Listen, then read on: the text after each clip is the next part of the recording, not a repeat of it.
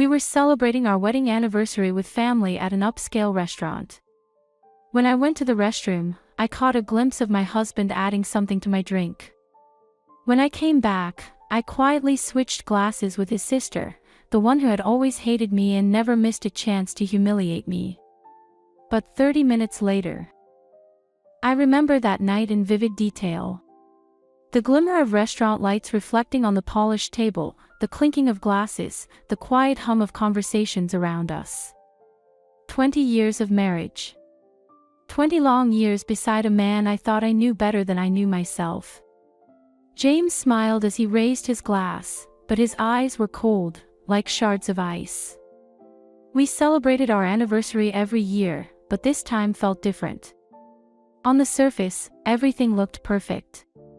A fancy restaurant downtown, crisp white tablecloths, exquisite food. James's whole family gathered around one table. His mother, Elizabeth, with her perpetually pursed lips. His father, Robert, silent and lost in his own world. And of course, his sister Samantha, his beloved only sister, watching me with thinly veiled disdain. For 20 years she never let me forget that I wasn't good enough for her brother, that someone like me didn't belong in their aristocratic family. I excused myself and left the table. I just needed a few minutes alone to pull myself together. I spent nearly 10 minutes in the ladies' room, staring at my reflection in the mirror. Fine lines near my eyes, a few silver strands woven into my once fiery red hair. At 42, I still looked good, but time had started to leave its mark. Maybe that was it. Maybe James had started looking at younger women. That thought had been eating at me for months now, ever since his behavior began to shift in subtle, unsettling ways. As I returned to the table, I paused behind a column. Something caught my eye. James, thinking no one was watching, picked up my wine glass and poured something into it from a tiny packet he had hidden in his hand. The motion was so quick, I almost missed it.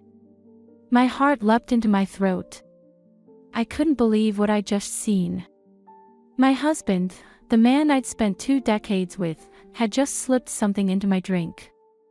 I leaned against the column, trying to steady the shaking in my knees. What was it? A sedative? Poison?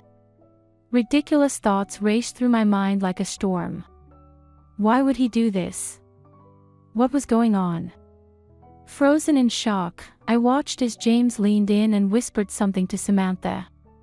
They had always been close, too close. Always a team, especially when it came to pushing me out. Then the decision came to me, like someone whispering it in my ear. I'd go back to the table, smile, act like everything was fine. And when the moment came, I'd swap the glasses, mine for Samantha's. Let her drink whatever his precious little family had prepared for me. I wasn't going to be their victim. Once I made the decision, a strange calm settled over me. I smiled at my reflection in the column's mirrored surface and walked back to the table, wearing a mask of carefree ease. After 20 years, I'd become a decent actress. I had to be. In this family, grace under pressure was everything. I'd swallowed Samantha's insults more times than I could count, pretending not to hear her jabs. I'd turned a blind eye to my mother-in-law's disapproving stares. Even after all these years of marriage, she still thought James had made a mistake. James greeted me with a smile, but I noticed the tension in his shoulders. "Everything okay, darling?" he asked, helping me back into my seat. I nodded and smiled, making sure it reached my eyes. Of course. Just a little tired. Samantha, never one to miss a chance, jumped in immediately. "Emily, you don't look well. Maybe you and James should call it a night. Anniversary or not, if you're not feeling great," she didn't finish, her thin lips curving into a faux sympathetic smile. "Thanks for your concern, Samantha, but I feel just fine," I replied evenly. "Though I think you should try this lovely wine. It goes beautifully with your dress." I gestured to her deep burgundy gown and lifted my glass, pretending to take a sip. Samantha, always eager for a compliment, especially one about her impeccable style, smiled with satisfaction and reached for her own glass. Now all I had to do was wait for the right moment. The waiter brought out the main course, and everyone turned their attention to the food. I quietly set down my glass, pretending to search for something in my purse. Then, while Samantha was animatedly telling my mother-in-law about her latest trip to Europe, I made the switch, fast and discreet. My heart was pounding so hard I was sure everyone could hear it. James gave me a strange look, and for a second, I thought he'd caught on. But he said nothing, just cut a piece of meat and continued chatting with his father. Samantha, finishing her story, raised her glass. A toast to the happy couple, she said with a smile that never reached her cold eyes. To James and Emily. 20 years together is no small feat. To you both, echoed her parents. I watched as Samantha brought the glass, my glass, to her lips and took a generous sip. Then she smiled at me from across the table, her eyes gleaming with such smug satisfaction that I hesitated. Had I made a mistake? Had I imagined the whole thing? Maybe James hadn't put anything in my drink at all. The next 30 minutes dragged on endlessly. I barely touched the wine in Samantha's glass, just pretended to sip. The conversation drifted from family updates to work and future plans. James spoke about the expansion of his business, while Samantha chimed in, as usual, eager to show how in the know she was about everything her brother did. Then, suddenly, she went silent mid-sentence. The hand holding her fork trembled and froze in the air. A strange spasm crossed her face, and her eyes widened, whether in fear or shock, I couldn't tell. Samantha, are you okay? James asked, worry flashing across his face as he noticed the change in her first. Samantha tried to speak, but only a hoarse sound came out. She clutched her chest, red blotches spreading across her skin. Her fork clattered onto the plate. I don't feel well, she finally managed, just before her eyes rolled back and she began to slide from her chair. It all happened so fast, I didn't even have time to process what I was feeling. Shock. Terror. The horrifying realization that there was something in that glass. And now Samantha had taken the hit.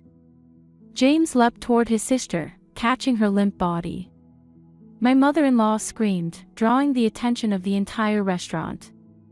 Call an ambulance. Someone call an ambulance, now. James barked, his voice trembling with panic. I sat frozen, unable to move, as I watched the waitstaff rushing around, the manager on the phone with emergency services, my mother-in-law sobbing over her motionless daughter. And through it all, one thought kept echoing in my head, what have I done? But even through the horror, a colder, sharper truth cut through. What had my husband tried to do to me? By the time the ambulance arrived, Samantha still hadn't regained consciousness. The paramedics quickly lifted her onto a stretcher and began asking questions about what she had eaten or drunk.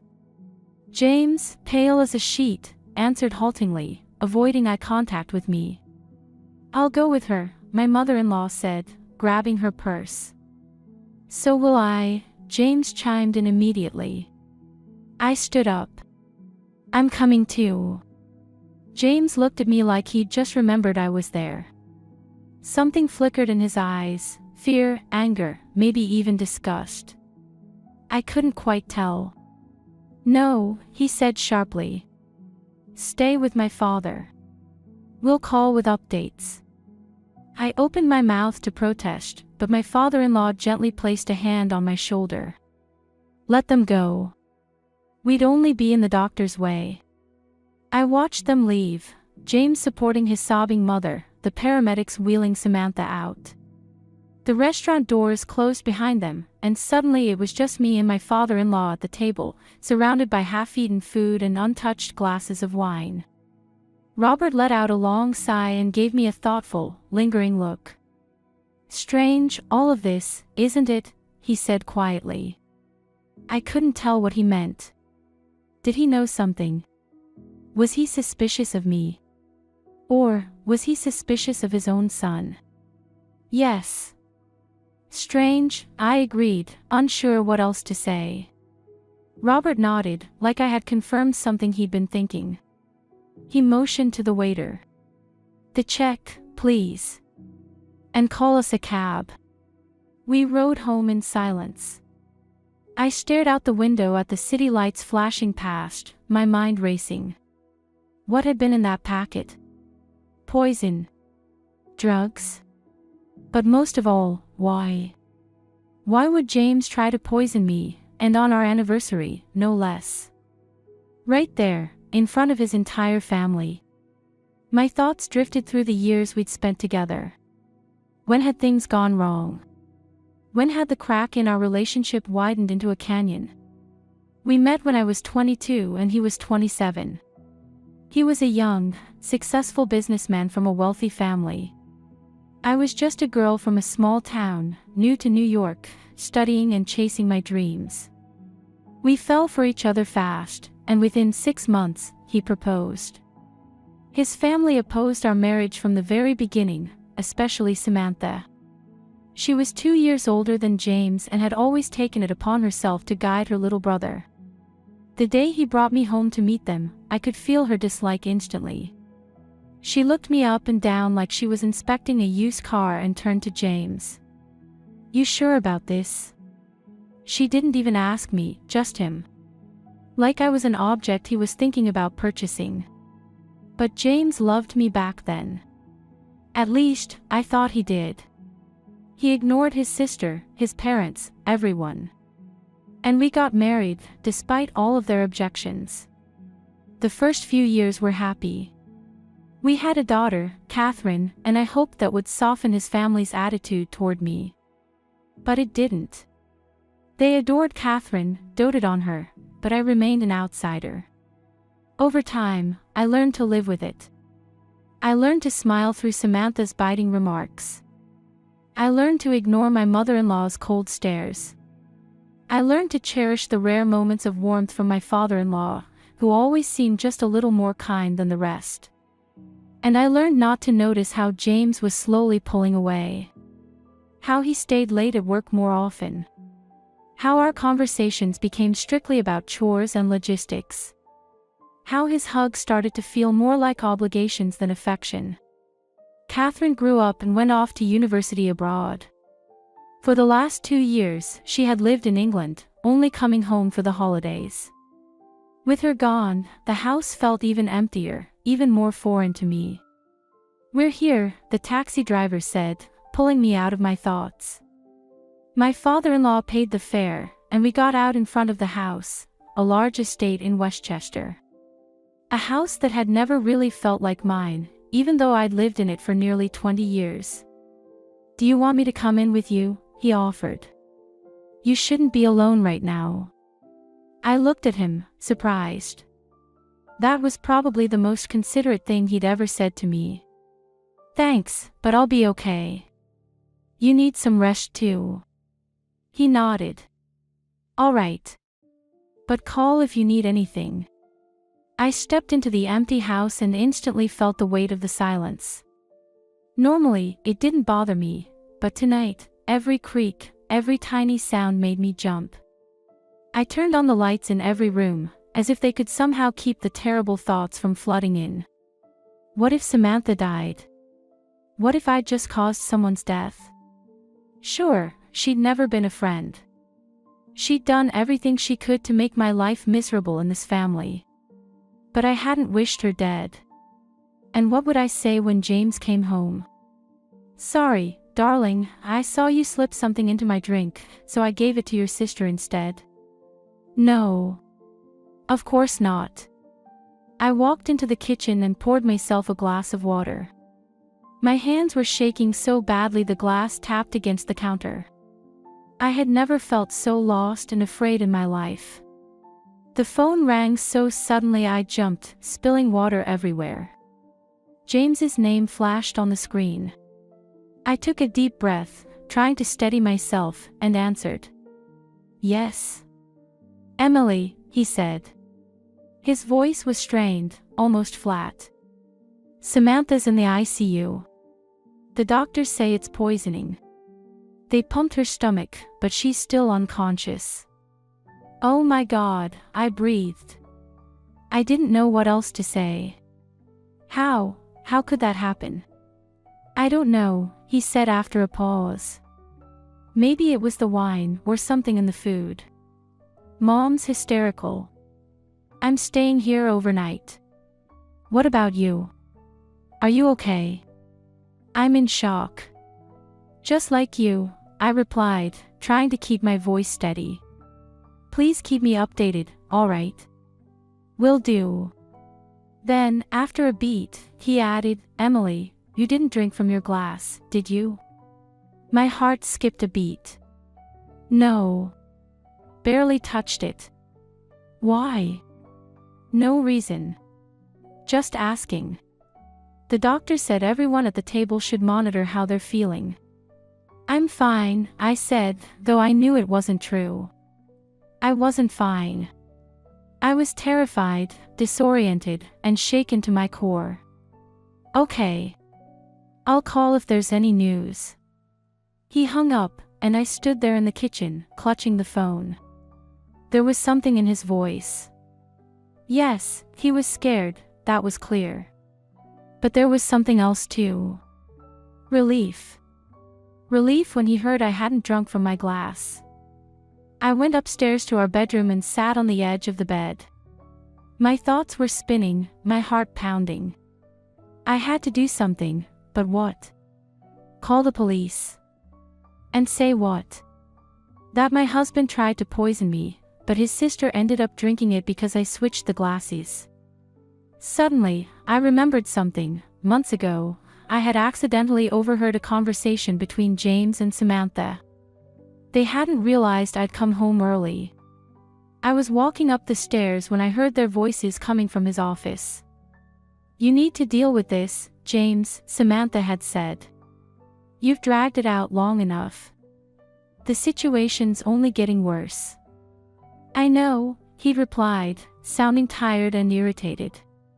But it's not as simple as you think. There's no easy way out, and you know it. But the longer you wait, the messier it'll be. Samantha, I can't just, he didn't finish the sentence. It has to be done in a way that doesn't raise suspicion. Time's running out, brother. If you won't handle it, I will. Back then, I thought they were talking about business. Some deal gone bad or a client issue. But now, those words echoed in my head with a terrifying new meaning. It has to be done in a way that doesn't raise suspicion. What if they were talking about me? The doorbell rang, and I jumped. I checked the time, it was after midnight. Who could possibly be at the door now? James had said he was staying at the hospital. His mother was there too. My father-in-law. But why wouldn't he call first? I walked downstairs, approached the door, and looked through the peephole. A police officer stood on the porch, young, serious, in full uniform. My breath caught in my throat. Had someone called the police? Did they already know what happened at the restaurant? Trying to keep my hands from shaking, I opened the door. Emily Prescott, the officer asked. I'm Officer Taylor. May I come in? We need to talk. I stepped aside silently, letting him in. One thought echoed in my mind, they know. They know everything. Please, have a seat, I said, gesturing toward the living room. What's going on? Officer Taylor remained standing. We received a report from the hospital. Your relative, Samantha Prescott, was admitted with signs of poisoning. The doctors believe it wasn't food-related. They found traces of a potent substance in her system. I sank into a chair, feeling the ground slip from beneath me. That's awful. But, why are you here? Why me? We're interviewing everyone who was at your table. Your husband mentioned you returned home. I just have a few questions. I nodded, trying to stay composed. Of course. I'll answer whatever I can. Did you notice anything unusual in anyone's behavior at dinner? I swallowed. Should I say it? Should I tell him I saw James put something in my glass? But then I'd have to explain why Samantha drank from it instead. No. Nothing out of the ordinary, I lied. It was a normal dinner. We were talking, eating. Then, all of a sudden, Samantha got sick. Did you see anyone approach her glass? A waiter, maybe. Or any of the guests? I shook my head. No, I didn't notice anything. Did you leave the table at any point? Just to go to the ladies' room. Maybe 10 minutes. He made a note in his pad. Did anyone else leave the table? I thought for a moment. James had stepped out a few times to take calls. My mother-in-law. I think she went to the restroom too at some point. My father-in-law was at the table the whole time, as far as I remember. And Samantha? She got up once, I think. I'm not sure exactly when. He nodded. All right. One last question. Do you know if anyone had any reason to harm Samantha? I nearly laughed. I had reasons. Plenty of them. 20 years worth. 20 years of cruelty, insults, condescension. No, I said. As far as I know, Samantha got along with everyone. She's very well liked. That lie came too easily. Far too easily. All right, he said, closing his notebook. If you remember anything else, anything that might help, please don't hesitate to call me. He handed me a card. I walked him to the door, then returned to the living room and collapsed into a chair. Police. An investigation. This was getting real. Too real. If they found a witness who saw me switch the glasses. If they pulled fingerprints from the glass. If Samantha died. No, I couldn't even let myself think that. She wasn't going to die. She couldn't die. That would be too much. Too awful. I glanced at my phone, wondering if I should call James. But what would I even say? And what would he say to me? If he really had tried to poison me, talking to him now would only put me in more danger. I went upstairs to our bedroom and started packing, moving on autopilot. A couple of changes of clothes, my documents, some emergency cash I'd stashed away. I couldn't stay in that house. I couldn't wait around for James to come back. I needed time to think, to figure out what to do next. Once the small bag was packed, I headed downstairs, grabbed my car keys, and stepped outside. Just then, my phone rang again from inside my bag. I pulled it out, half expecting to see James's name on the screen, but it was my father-in-law. Robert. I tried to keep my voice steady. Emily, his voice was low, tense, almost a whisper. Are you home alone? Yes. James is still at the hospital with Samantha. I know. Listen to me very carefully. Don't stay there. You need to leave. Right now. I froze. What? Why? What's going on? I can't explain over the phone. Just trust me. You need to go. And be careful. They might be watching you. They? Robert, what are you talking about? We'll talk later. For now, just leave. And don't tell anyone where you're going. Not even me. He hung up before I could say another word, leaving me completely shaken. What was that? A warning? From who? And why was Robert suddenly trying to protect me? But there was no time to sit and analyze. I got into the car and pulled out of the driveway. Where to? I didn't have many options. Over the years with James, I'd grown apart from almost everyone I once trusted. His family, his friends, his world, it had all become mine. And Samantha had made sure that my old connections slowly faded away. "They're just not our kind, darling," she used to say in that fake sweet tone. And James would always agree. There was only one person I could turn to. Chloe, an old college friend. We'd stayed in touch all these years, even if we didn't see each other often. She lived in a quiet suburb, in a small house she'd inherited from her grandmother. The last time I'd seen her was about a year ago, for her birthday. James had been on a business trip, or at least, that's what he told me. I dialed Chloe's number, praying she'd pick up despite the late hour. "Hello." Her voice was groggy with sleep. "Chloe, it's me, Emily. I'm so sorry for calling this late, but I need your help. Can I come to you? Right now?" She was instantly awake. "Of course. What's going on?" "I'll explain everything when I get there. I don't have anywhere else to go. Come. I'm here." I ended the call and glanced into the rearview mirror. Was anyone following me? Robert had said they might be watching. But who exactly were they? James? The police? Someone else? Once I reached the main road, I made a conscious effort to stay alert. I changed my route multiple times, circled through side streets, stopped at gas stations just to watch, see if anyone pulled in behind me. But everything was quiet. No one seemed to be tailing me. An hour and a half later, I pulled up in front of Chloe's house. She was already on the porch, wrapped in a robe, waiting. "Emily, what's going on?" she asked as soon as I stepped out of the car. "Are you okay?" I shook my head. "No.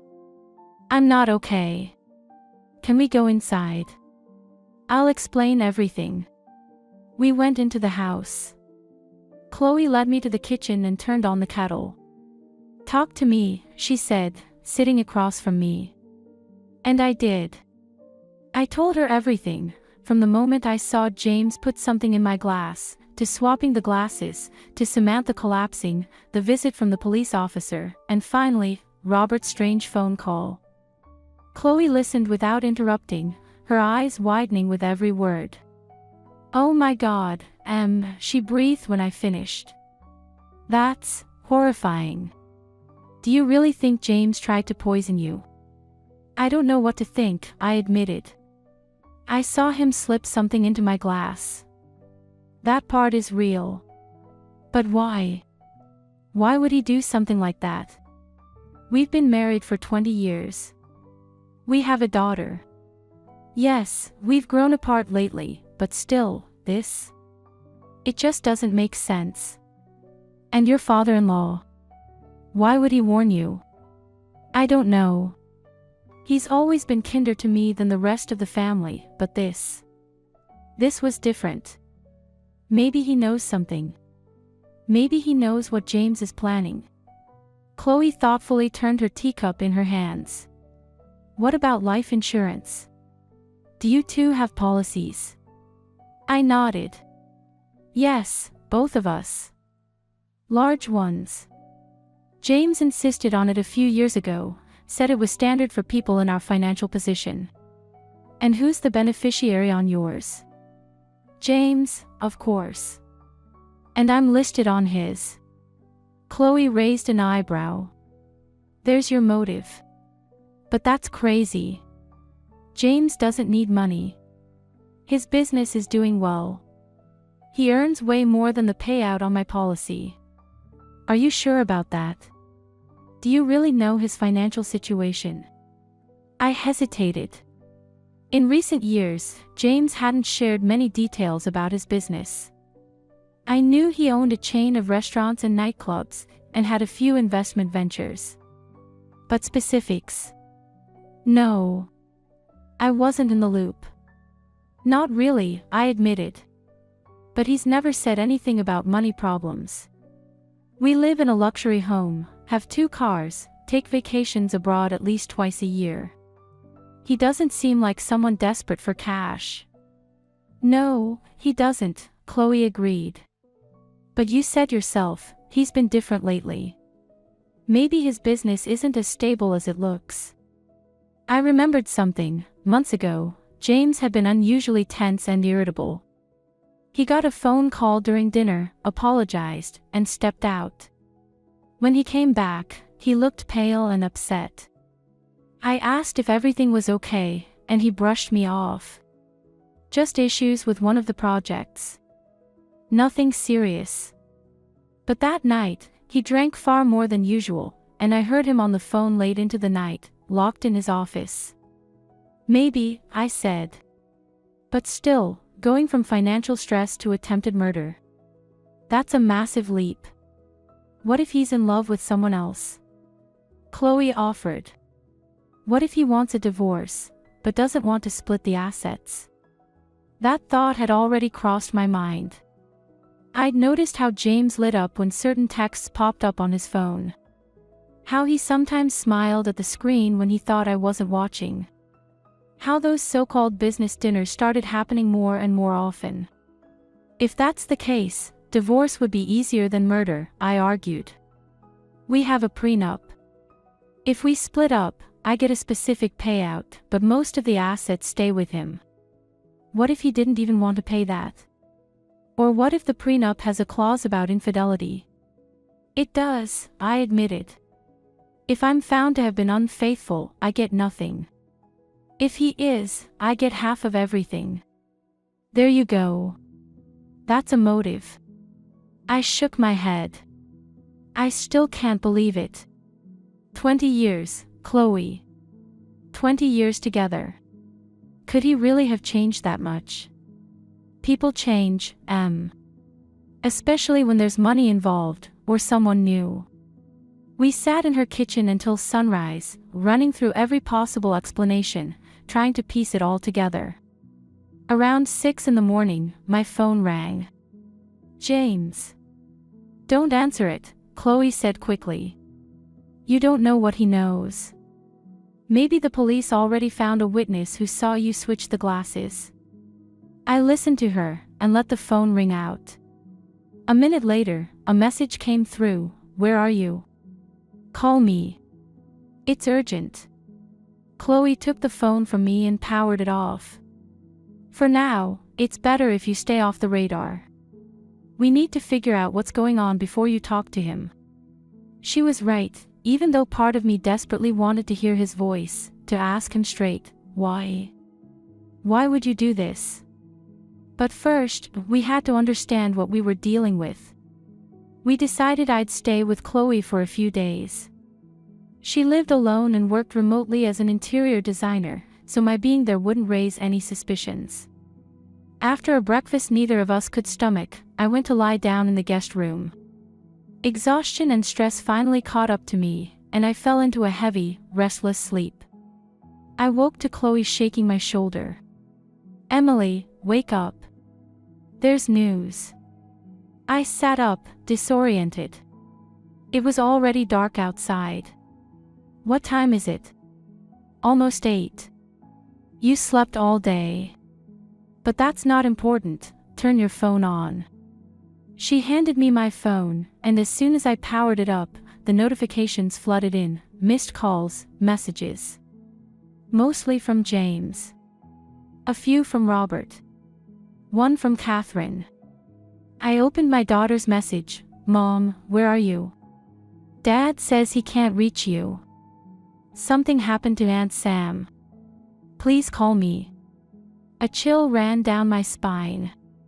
Chloe, what happened to Samantha? I don't know the full details. I turned your phone on about an hour ago, saw all those messages, and decided to check the news. I found this. She handed me her tablet, a local news site pulled up. The headline read, Sister of prominent restaurateur in critical condition after poisoning. I started reading. The article said Samantha Prescott, sister of well-known restaurant owner James Prescott, had been admitted to intensive care following a suspected poisoning during a family dinner. Her condition was listed as critical. The police were investigating, treating the case as a possible deliberate poisoning.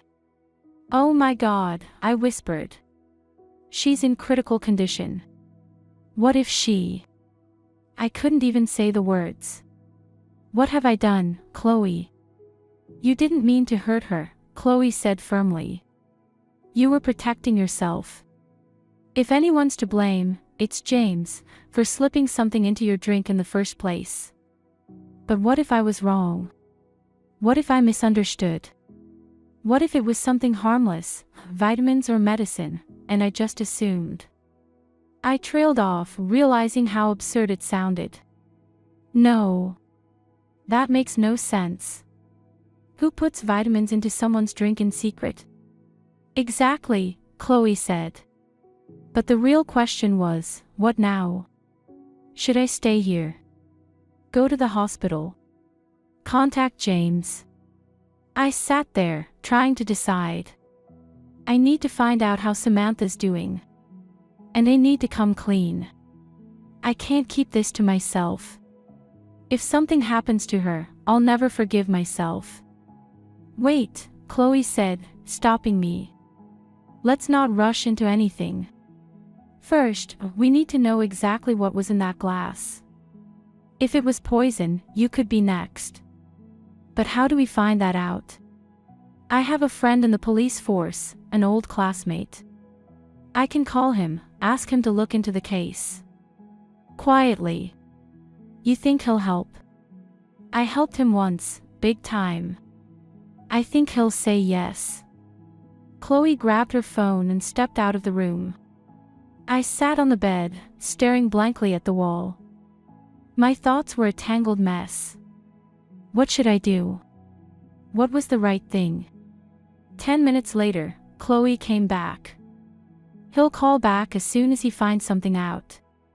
But it might take a little while." "Thank you," I said, squeezing her hand. "You're a true friend. I don't know what I'd do without you." "Always," she smiled. "Now let's figure out what else we can do." "I need to call Catherine," I said. "She's worried." Chloe nodded. "Yeah, but be careful. Don't tell her where you are or what actually happened. Say you had to leave town for something, and forgot your phone at home. Or something like that." I dialed my daughter's number. She picked up immediately, like she'd been holding the phone in her hand, waiting. "Mom. Finally. Where have you been? Why haven't you answered? Dad's freaking out." "I'm sorry, sweetheart," I said, trying to keep my voice steady. "My phone died and I left the charger at home. I'm staying with a friend for a bit, I just needed some fresh air." "What friend? Why didn't you tell Dad? Do you know what happened to Aunt Sam?" "Yes, I heard. It's terrible." "How is she?" "She's still unconscious. The doctor said it was some kind of strong drug. They're doing everything they can, but..." Her voice cracked with tears. "Mom, it's so scary. Who would do something like this?" "I don't know, sweetheart. That's what the investigation is for." "How's your dad?" "He hasn't left Aunt Sam's side. Grandma's there too. Everyone's just waiting for her to wake up. Dad called you like 100 times. He's really worried. Tell him I'm okay." I needed some time alone. After what happened at the restaurant, I was in shock. "Okay, I'll tell him. But are you coming home soon?" "Soon," I lied. "I just need a bit of time." "All right," Catherine said, though I could hear the doubt in her voice. "But call Dad, please. He's really worried." "I will. I love you, honey." "I love you too, Mom." I hung up and looked at Chloe. She didn't believe me. And I don't blame her. I didn't even believe myself. What matters is you bought yourself time, Chloe said. Now let's figure out what comes next. We went back to the kitchen, made some tea, though neither of us was hungry or even thirsty. We just needed something to do with our hands. If James really tried to poison you, Chloe said, thinking aloud, he must have had a serious reason. Money, another woman, or something else we haven't figured out yet. I've been thinking about it all day, I said, and I still can't wrap my head around it. Sure, our marriage hasn't been perfect lately. We've grown apart. But going that far? What if it's tied to his business? Chloe suggested. What if he's in trouble, debts, threats? Maybe he's involved in something illegal. I paused, thinking. James had always been ambitious. His business took off quickly, especially in the early years. But I'd never really questioned how he managed to rise so fast. I just assumed he was talented and lucky. But what if there was something else behind it? I don't know, I admitted. He never involved me in the details of his work. He used to say he didn't want to worry me, that it was men's business. What about your father-in-law? Is he involved in James's business? He used to be. He helped James get started, gave him the money for his first restaurant. But once things took off, James bought out his share. My father-in-law's retired now. At least, officially. And unofficially? I don't know. He and James would sometimes lock themselves in the office and talk for hours. But I never asked what about. So why did your father-in-law warn you? Why tell you to get out of the house? That's the strangest part of this whole thing. We were never that close. He was always polite to me, unlike my mother-in-law and Samantha, but that was it. Why would he suddenly try to protect me? Maybe he knows something you don't. Maybe. But what? And why not just tell me directly? Our conversation was interrupted by a call on Chloe's phone. She looked at the screen. It's Mark. My friend in the police. I'm going to take this, she said, and stepped out of the kitchen, leaving me alone with my thoughts. I thought about James. About how we met, how we fell in love, how happy I'd been in the early years of our marriage. When had it all started to unravel? When did he stop being the loving husband and become the man who could put something in my drink? Chloe came back a few minutes later, and I could tell from her face that the news wasn't good. What? I asked, my heart starting to race. They found a strong tranquilizer in Samantha's system. A very high dose. Mixed with alcohol, it could have been fatal. If they hadn't gotten to her in time, she could have died. I felt the blood drain from my face. So James really? He wanted to kill me. It looks that way, Chloe said quietly. Mark told me the police are treating this as a possible attempted poisoning. They're interviewing everyone, waiters, other guests. Looking for witnesses. They're reviewing the surveillance footage. Cameras, I whispered. If they see me switching the glasses. Yeah, that's a problem. But from what Mark said, they don't have a clear suspect yet. They're checking everyone, James included. And you. Me? Yeah. You were there. You had access to Samantha's glass. And, let's be honest, you had reasons not to like her. I shook my head. But I would never do something like that.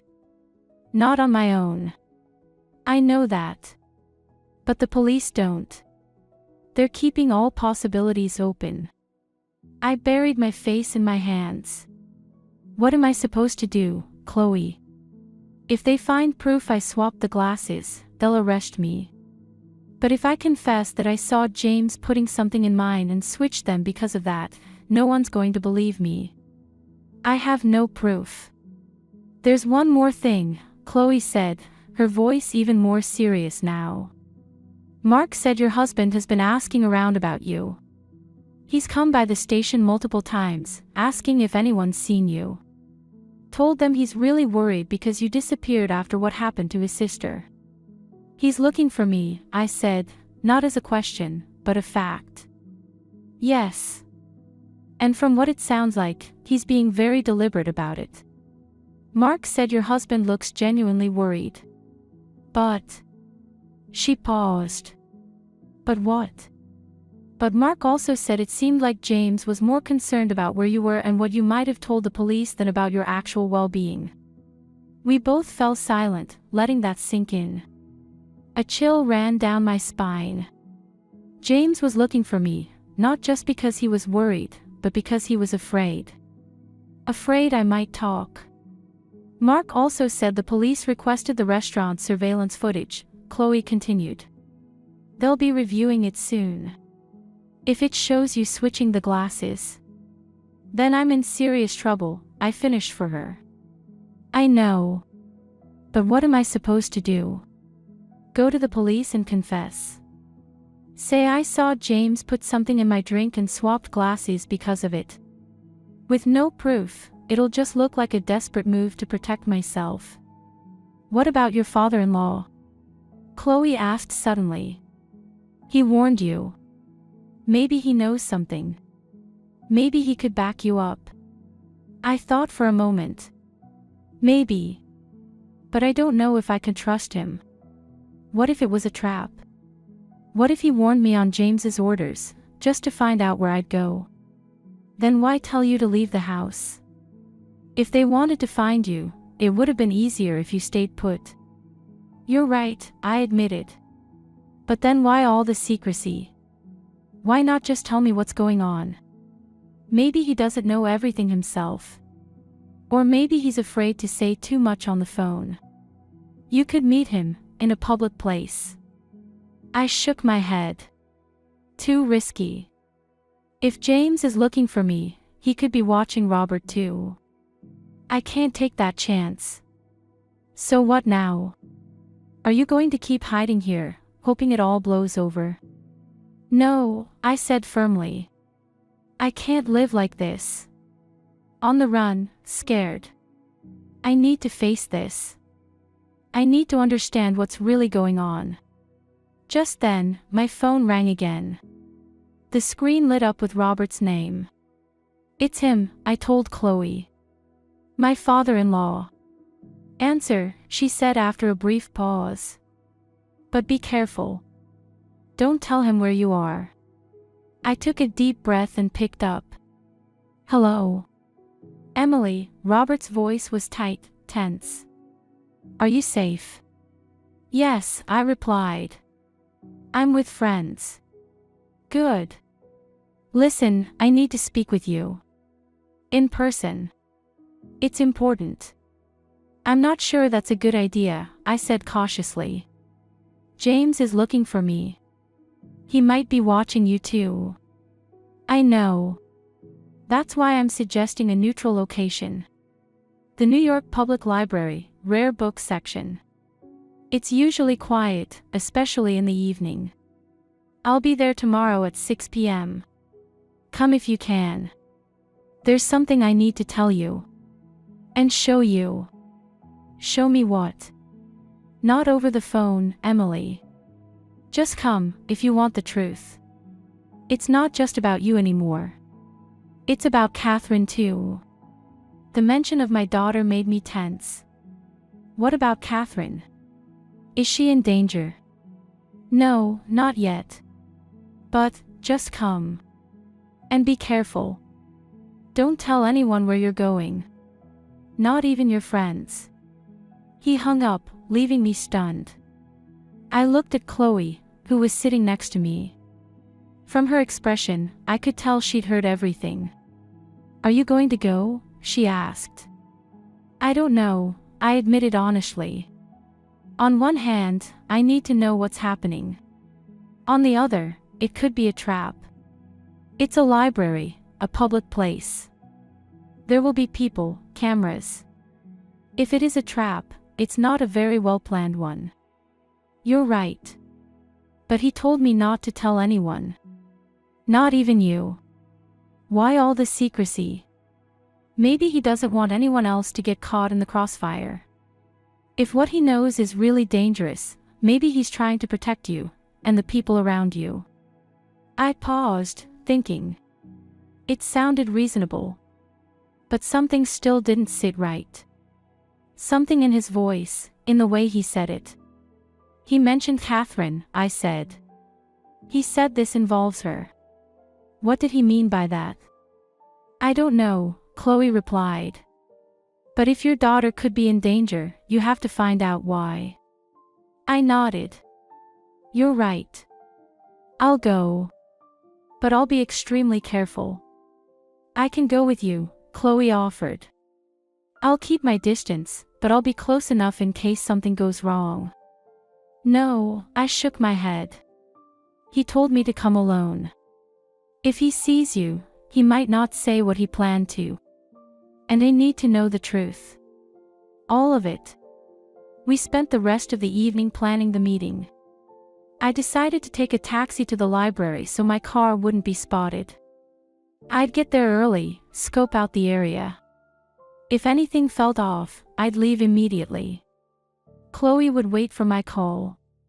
If she didn't hear from me within an hour after the scheduled meeting, she'd contact the police. The night passed restlessly.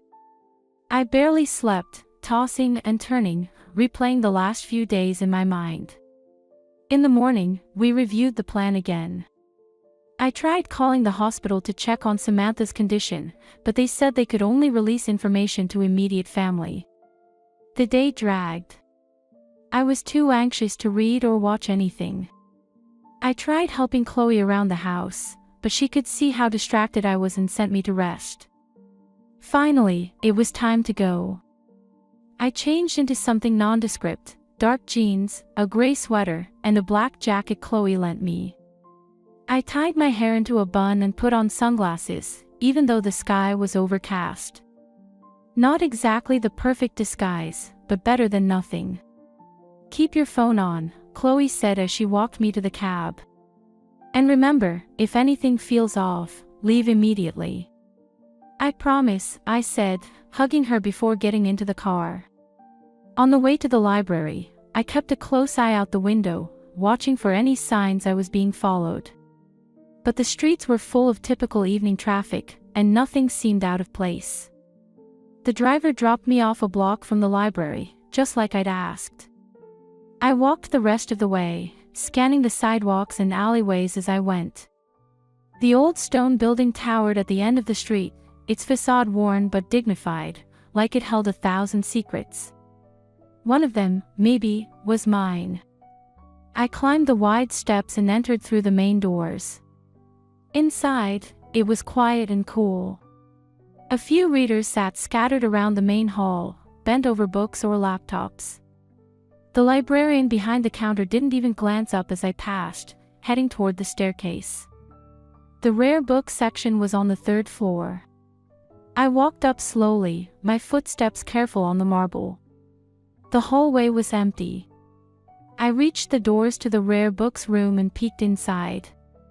It was a large room with high ceilings and tall windows facing west. The sun was setting, casting everything in a soft golden glow.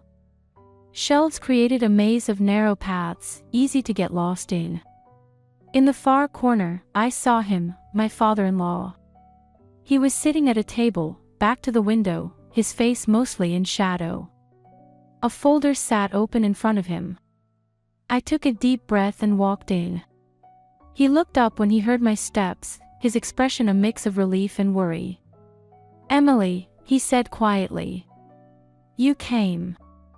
"Yes," I replied, sitting across from him. "I want the truth. All of it." He glanced around the room, as if making sure we were alone, then pushed the folder toward me. "Here. Look at this." I opened the folder and saw photos. Dozens of them.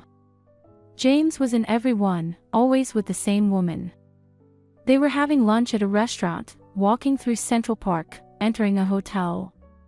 In some pictures, they were holding hands, in others, they were kissing. What is this? I asked, even though the answer was obvious. James has been cheating on you, my father-in-law said. For over a year. Her name is Ashley Montgomery. She works at one of his nightclubs. But that's not all. He flipped the page, revealing documents, financial reports, bank statements, contracts. James's business is collapsing, he continued. The last 2 years have been a disaster. 3 restaurants have already closed, 2 nightclubs are on the verge of bankruptcy. He's deep in debt. Serious debt. And some of the people he owes aren't the type to wait patiently. I flipped through the documents, trying to process it all. The numbers, the charts, it was all pointing to the same thing. James was on the brink of financial ruin. But what does that have to do with me? Or Catherine? He sighed and pulled another document from inside his blazer pocket. This, he said. Your life insurance policy. James increased the payout 6 months ago. $3 million. And he's the sole beneficiary. I took the document with shaking hands. The increase was real, and I remembered signing something. James had told me it was just standard inflation adjustment. I hadn't thought twice. He wanted to kill me for the insurance money. My voice trembled. But $3 million won't save his business if the debts are that bad. It's not just about the business, my father-in-law said softly. There's something else. The house you live in, on paper, it belongs to both of you. But there's a catch.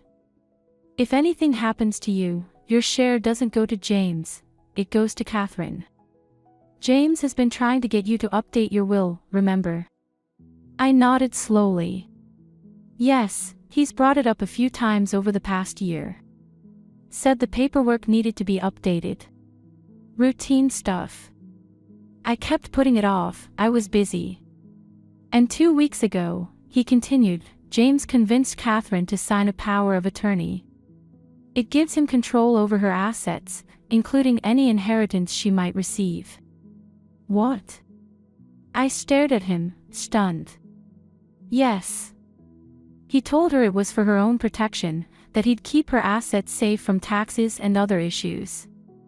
She believed him. Of course she did, she always trusted her father. I felt nausea rising in my throat. So if I died, my share of the house would go to Catherine, and with that power of attorney, James could control it. Sell it. Mortgage it. Exactly, he said with a grim nod.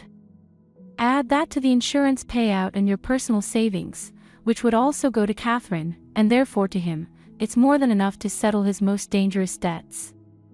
And give him a clean slate. A new beginning. With a new woman. And no burdensome wife. I stared at the documents in front of me, and only one thought kept pounding in my head, he wanted to kill me. My husband wanted to kill me. But why are you helping me? I asked, lifting my eyes to my father-in-law. You've always been on his side. He gave me a sad smile. I love my son, Emily. But I can't let him become a murderer. And I can't let him ruin Catherine's life. She's my granddaughter, and I love her just as much as I love him. And Samantha? Did she know about his plan?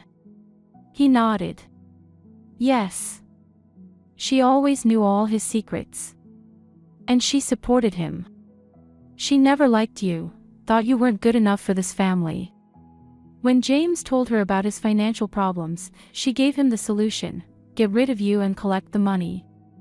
I remembered the conversation I had overheard months ago. You need to deal with this, James. How long are you going to drag it out? Back then, I thought they were talking about business. Now I realized, they were talking about me. I was the problem that needed to be dealt with. What about Elizabeth? Does she know? No, he shook his head. Elizabeth has no idea. Not about the financial trouble, not about James's plan. She thinks you two are just going through a typical rough patch in your marriage, nothing more. So what now? I asked. What am I supposed to do with all of this? You have to protect yourself, he said firmly. And Catherine. I know a good attorney. He can help you sort out the paperwork, revoke the power of attorney Catherine gave James. Secure your assets.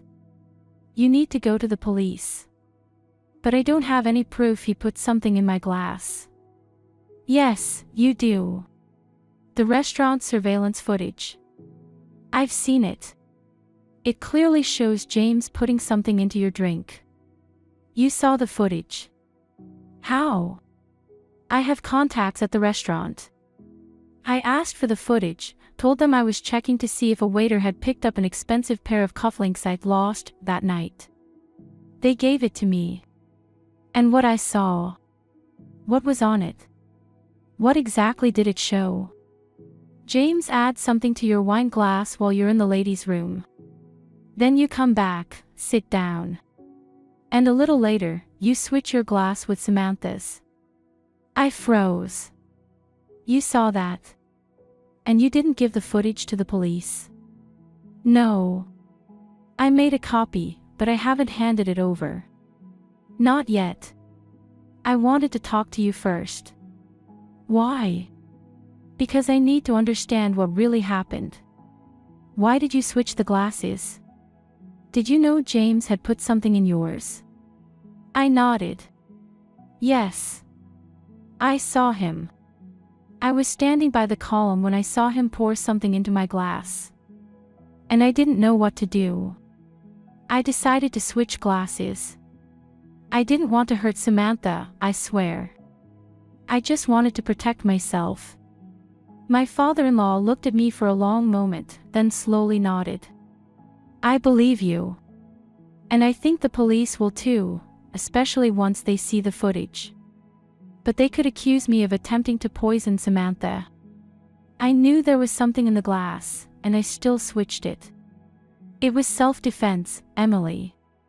You didn't know what was in the glass. You were reacting to a threat.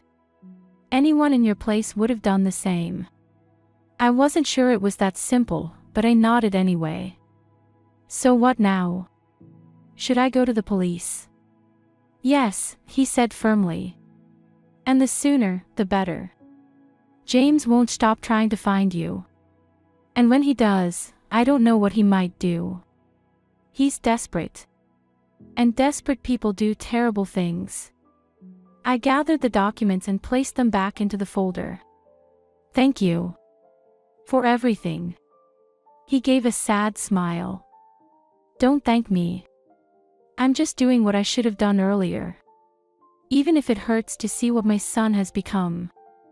We left the library together but exited through different doors. He gave me the contact information for the lawyer and urged me once more to go to the police as soon as possible. I promised I would. On the way back to Chloe's, I tried to process everything. It was too much, too painful. My husband, the father of my child, the man I'd spent 20 years of my life with, had planned to kill me. For money. For another woman. To start a new life without me. Chloe opened the door as soon as I rang the bell. One look at my face and she knew the news wasn't good. What happened? What did he say? I stepped into the living room, collapsed onto the couch, and told her everything. She listened without interrupting, occasionally nodding or shaking her head in disbelief. Oh my God, she said when I finished. That's horrific. I can't believe James could do something like that. I couldn't either. But the documents, the photos, everything Robert told me, it all lines up. So what are you going to do now? I'm going to do what he advised. Go to the police. Tell them everything. Show them the proof. And then, we'll see what happens. What about Catherine? Are you going to tell her? I paused. Catherine adored her father. She'd always been a daddy's girl. How would she handle learning that the man she trusted tried to kill her mother? That he used her, manipulated her into signing over control of everything? I don't know, I said honestly. Not yet. Maybe not all at once. First, I need to deal with the police, the legal stuff.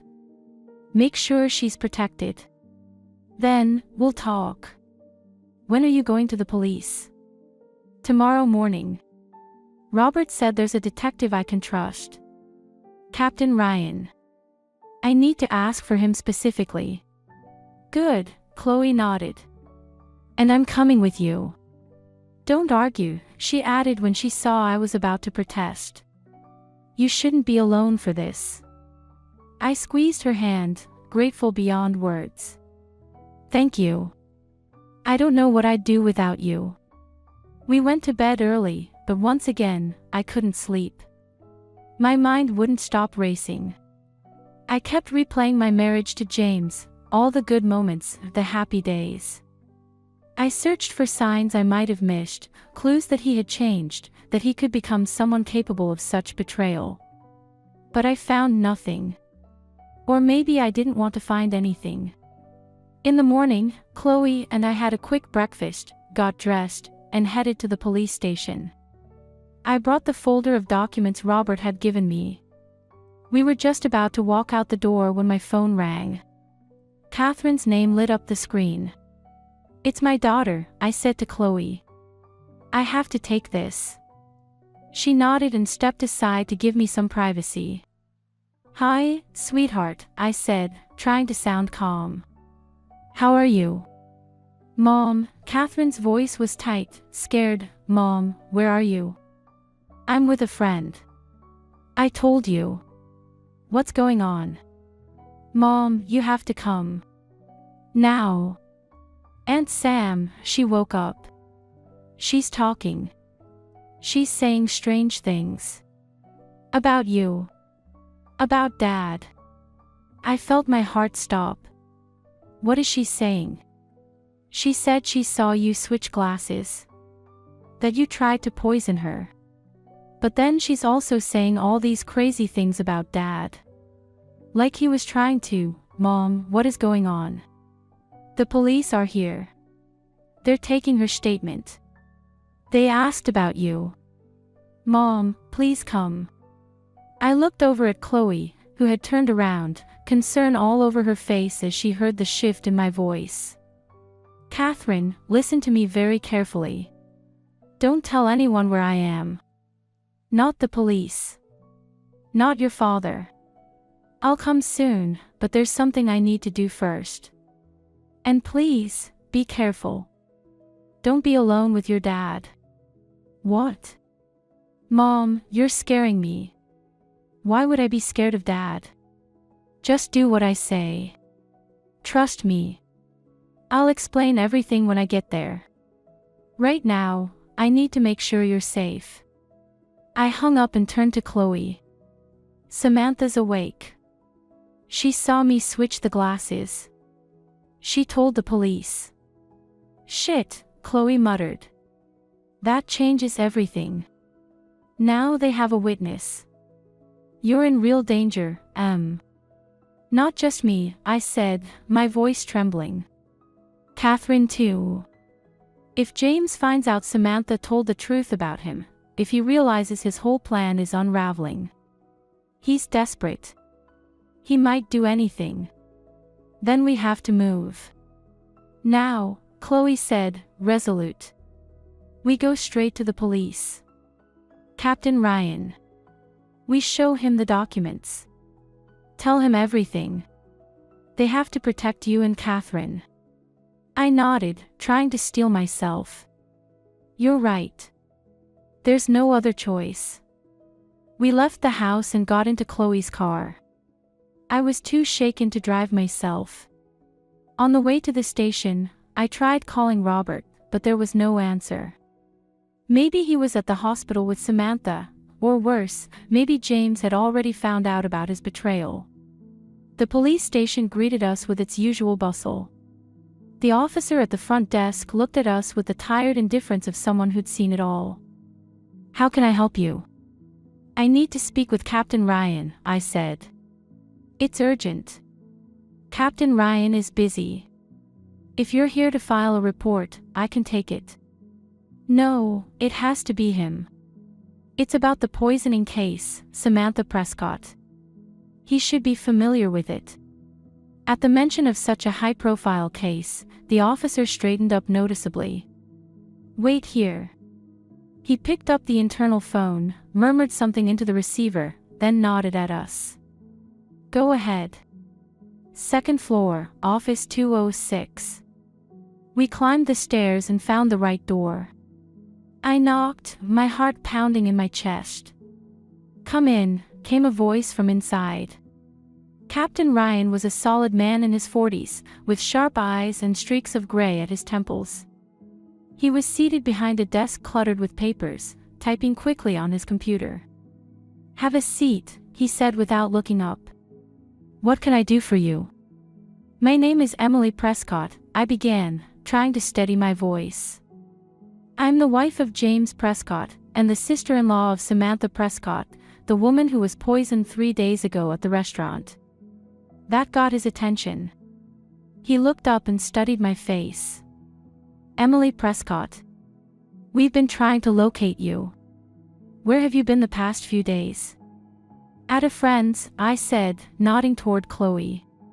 "After what happened at the restaurant, I was in shock. And after that, then I found out something that made me fear for my life." Ryan leaned forward, his expression sharpening. "Go on." I placed the folder Robert had given me on the desk. "These are documents. Financial records from my husband's business, insurance policies, photographs. Everything that proves my husband, James Prescott, was planning to kill me." Ryan raised his eyebrows, but said nothing. He opened the folder and began reviewing the contents. "That night at the restaurant," I continued, "I saw James pour something into my wine glass when he thought I wasn't looking. I decided to switch glasses, mine with his sister Samantha's. I didn't know what it was. I didn't know how dangerous it might be. I just panicked and tried to protect myself." Ryan looked up from the documents. "You knowingly swapped the glasses, aware that yours had been tampered with?" "Yes," I lowered my eyes. "I know it wasn't the right thing to do. I should have refused to drink or said something. But I was in shock.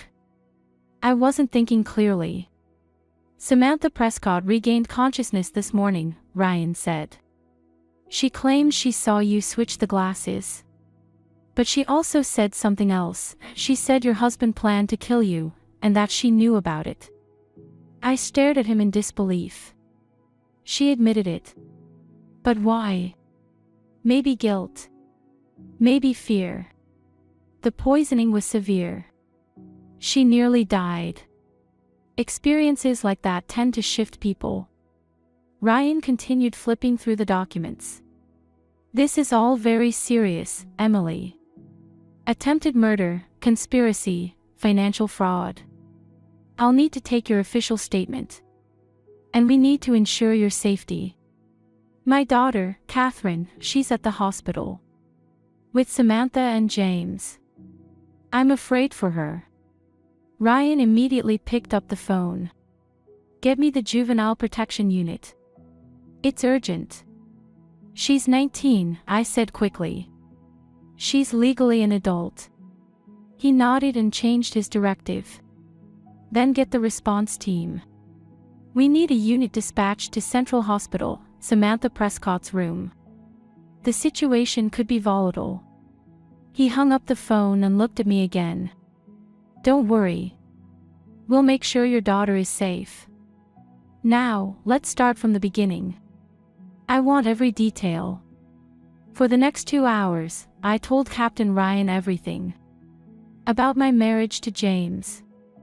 About his sister Samantha. About how things had changed over the years.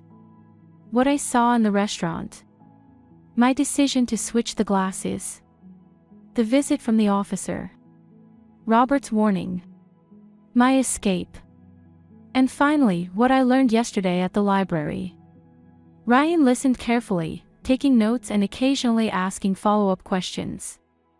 When I finished, he leaned back in his chair, looking at me thoughtfully. It's a complicated situation, but we do have evidence. The documents your father-in-law gave us. Samantha Prescott's testimony. The surveillance footage from the restaurant, we've already reviewed it. It clearly shows your husband putting something into your glass, and later, you switching it with Samantha's. It aligns with your version of events. What happens now? I asked. We'll detain your husband for questioning. Given the severity of the allegations and the strength of the evidence, the court will likely hold him in custody during the investigation. You and your daughter will be placed under protection. As for Samantha Prescott, based on her statement and her admission of involvement, she'll also have to face charges once she's recovered. And me? I asked.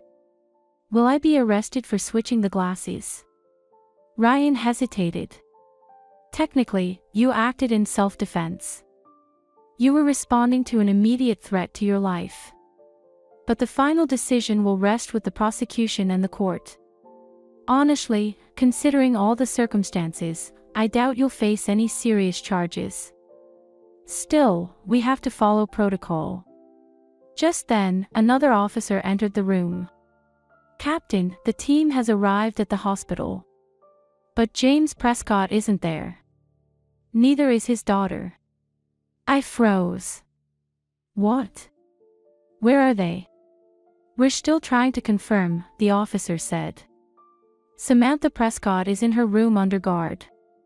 The doctor said James left about an hour ago, right after Samantha gave her statement. He took the girl with him, told them they were heading home. We need to find them now, Ryan said sharply. Alert all units. Check their residence, the airport, the train stations, he might be trying to flee. My hands clenched so tightly my knuckles turned white. My daughter. He took my daughter. We'll find them, Ryan said firmly. He won't get far. But I couldn't calm down. James was cornered. Desperate. What might he do? Where could he take Catherine? And for what reason? As a hostage? Or something else? And then it hit me. The power of attorney. He still has it. The one Catherine signed, giving him control over her assets, including any inheritance she might receive. If something happens to me, my share of the house goes to her, and he can access it. But now that his plan's been exposed, that won't work, Chloe said, speaking for the first time since we'd entered, her voice quiet but firm. He can't hurt you now without getting caught. Unless he's planning something else, Ryan said grimly. Something we haven't seen coming yet. At that moment, my phone rang. James's name lit up on the screen. I showed it to Captain Ryan. Answer it, he instructed. Put it on speaker. Try to find out where he is and what he's planning. And don't mention the police. I nodded and picked up the call, switching to speaker. James. Emily, his voice was oddly calm. Finally. I was starting to get worried. Where's Catherine? Is she with you? Yes, she's with me. She's fine.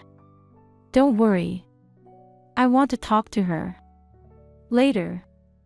First, you and I need to talk. Just the two of us. About what? My voice trembled, and I did everything I could to keep him from hearing the fear behind it. About our future. About what happened at the restaurant. About what we're going to do now. Samantha's awake. She said a lot. Yes, I know. Catherine called me.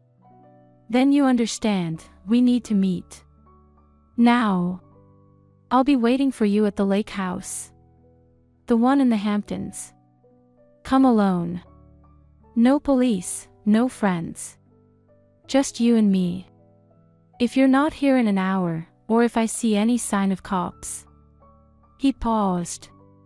Let's just say, there will be consequences. You're threatening Catherine. My voice broke. I'm saying we need to talk. Privately. This is a family matter, Emily. And we're going to handle it as a family. All right, I said. I'll come. 1 hour. I'll be waiting. He hung up. I turned to Ryan. You heard him. He's at the lake house. With Catherine.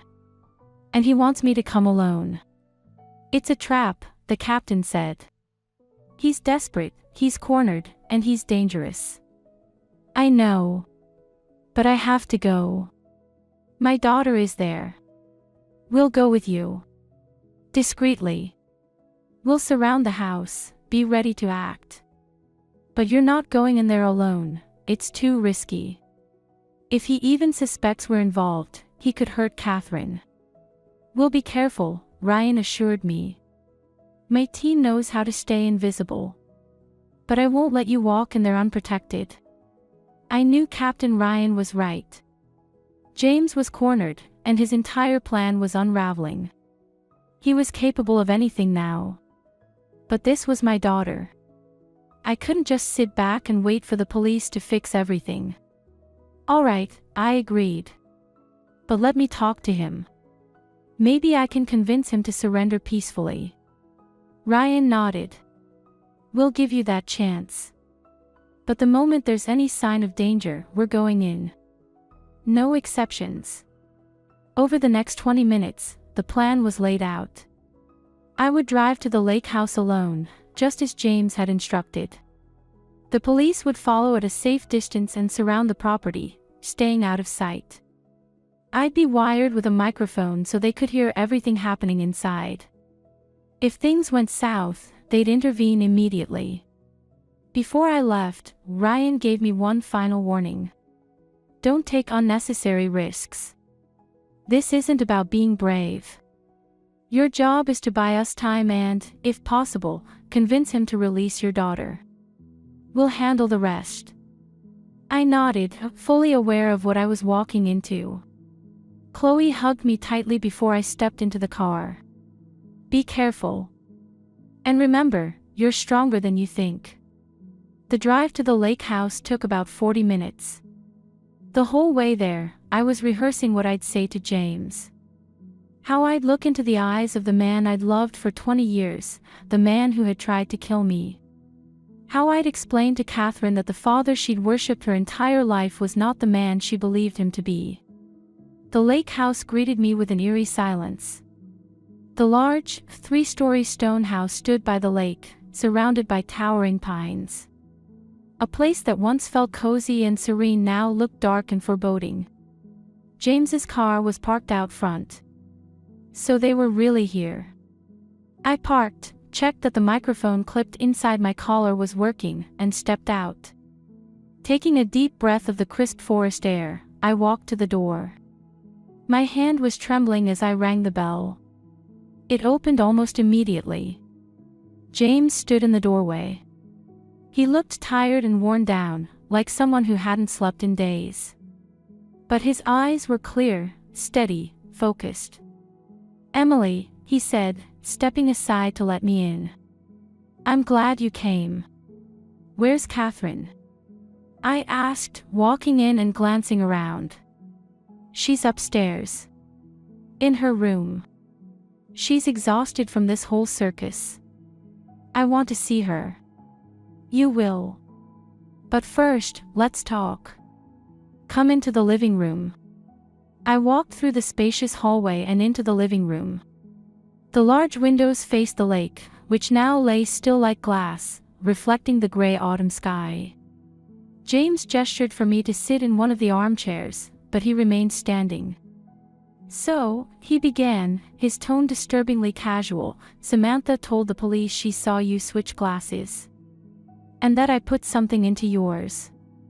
She did, I replied. And it's true. I saw you add something to my drink when you thought I wasn't looking. What was it? James? Poison. A sedative. He smiled, but the expression never reached his eyes. A tranquilizer. Strong, but not lethal. At least not for a healthy person.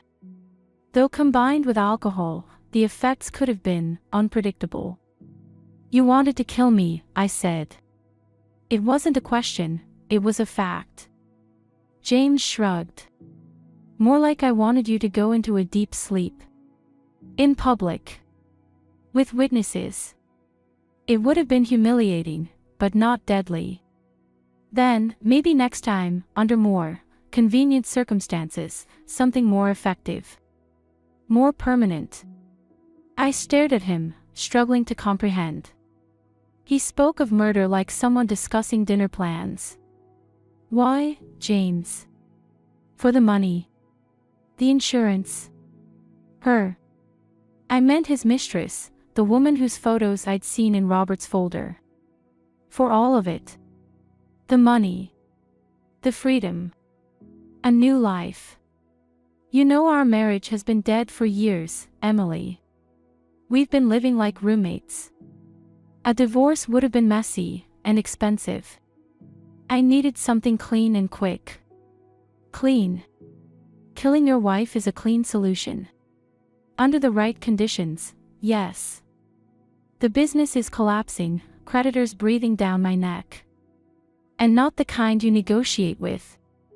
I needed cash. Fast. Your life insurance, your share of the house, your savings. Everything that would have gone to Catherine, and by extension, to me, thanks to the power of attorney. And Samantha knew. She helped you. Of course. We've always been closer to each other than to anyone else. She always had my back. And she never liked you, you know that. What about your father? Did he know? James's face twisted with anger. My father's a traitor. No, he didn't know. At least not all of it. He suspected I was in trouble financially, but he didn't know about the rest. Not until recently. After the restaurant, he started poking around, asking questions. I'm sure he contacted you. I don't know where he is now. Probably at home. I doubt he has the guts to come out against me. I'm still his son. And what do you plan to do now? After Samantha told the police everything. James walked over to the window, staring out at the lake. The plan changed, but the goal's the same. I need money. To start over. And I still have leverage. Catherine. I said quietly. You're using our daughter as leverage. Not exactly. More like a partner. She's an adult, Emily. She can make her own choices. And she's on my side. She always has been. What did you tell her? What lies did you feed her? James turned to me, and for a moment, his smile looked almost genuine. I told her the truth. That her mother tried to poison my sister. That you switched the glasses, knowing something was in yours.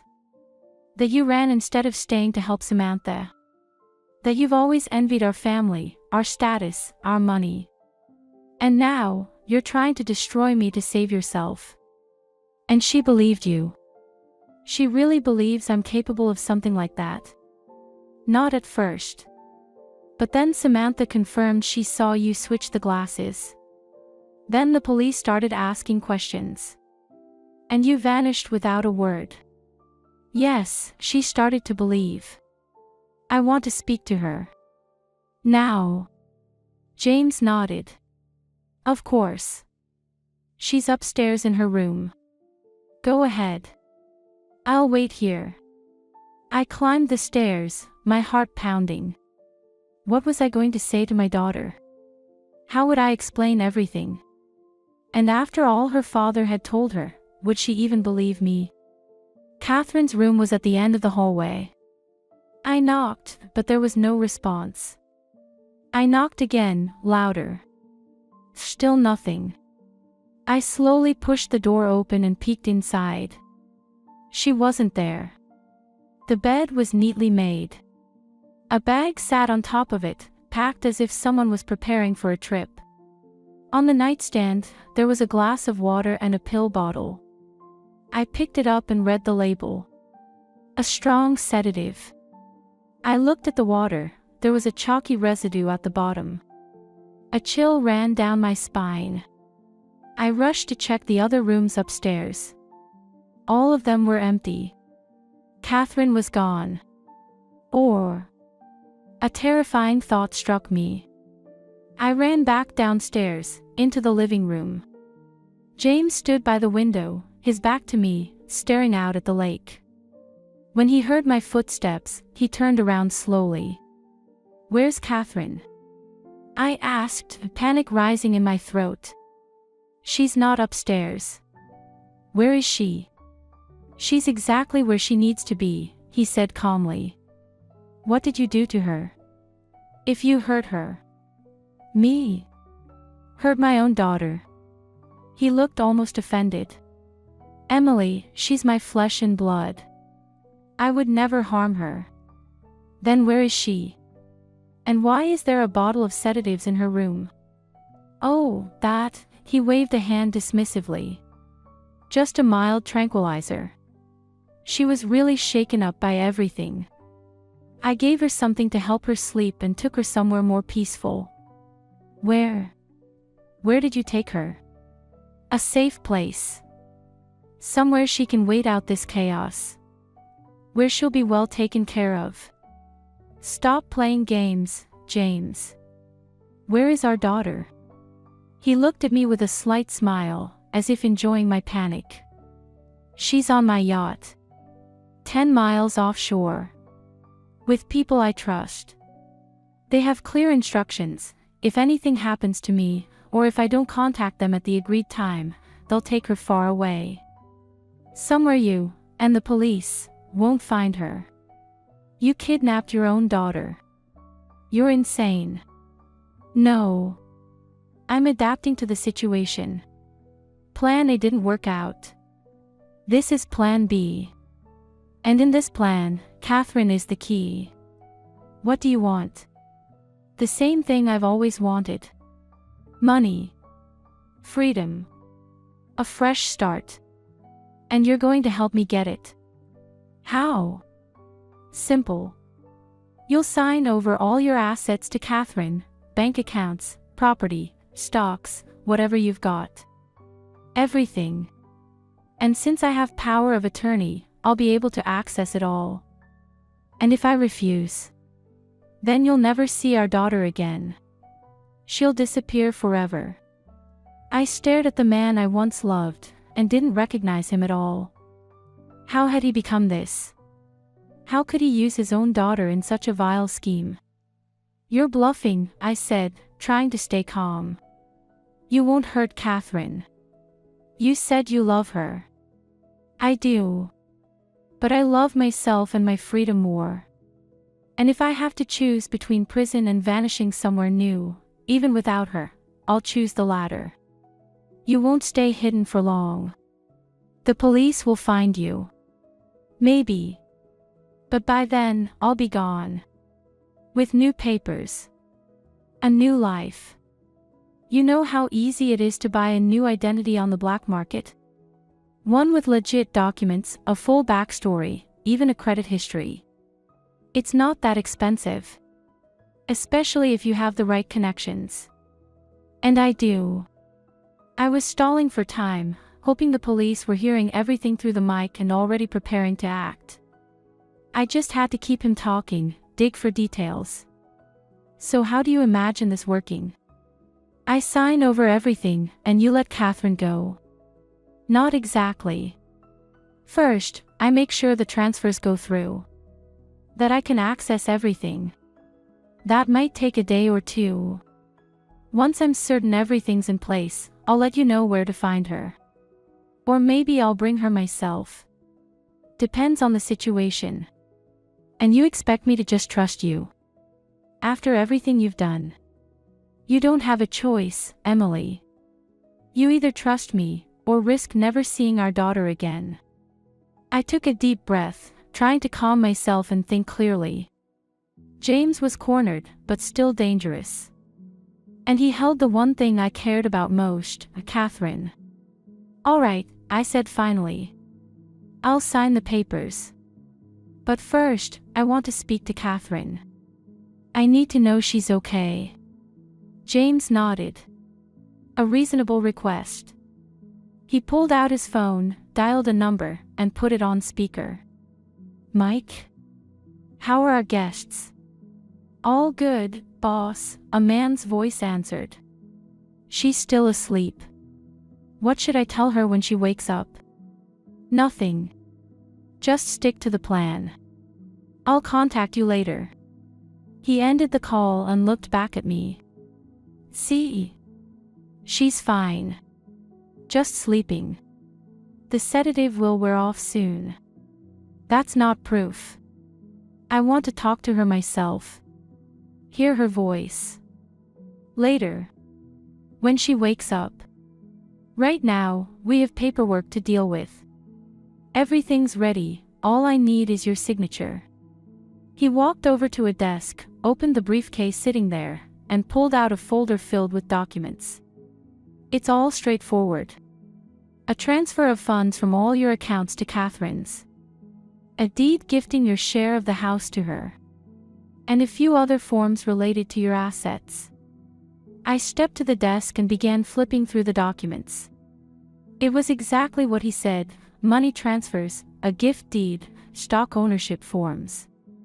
All made out in Catherine's name. And what about Samantha? I asked, trying to stall for time.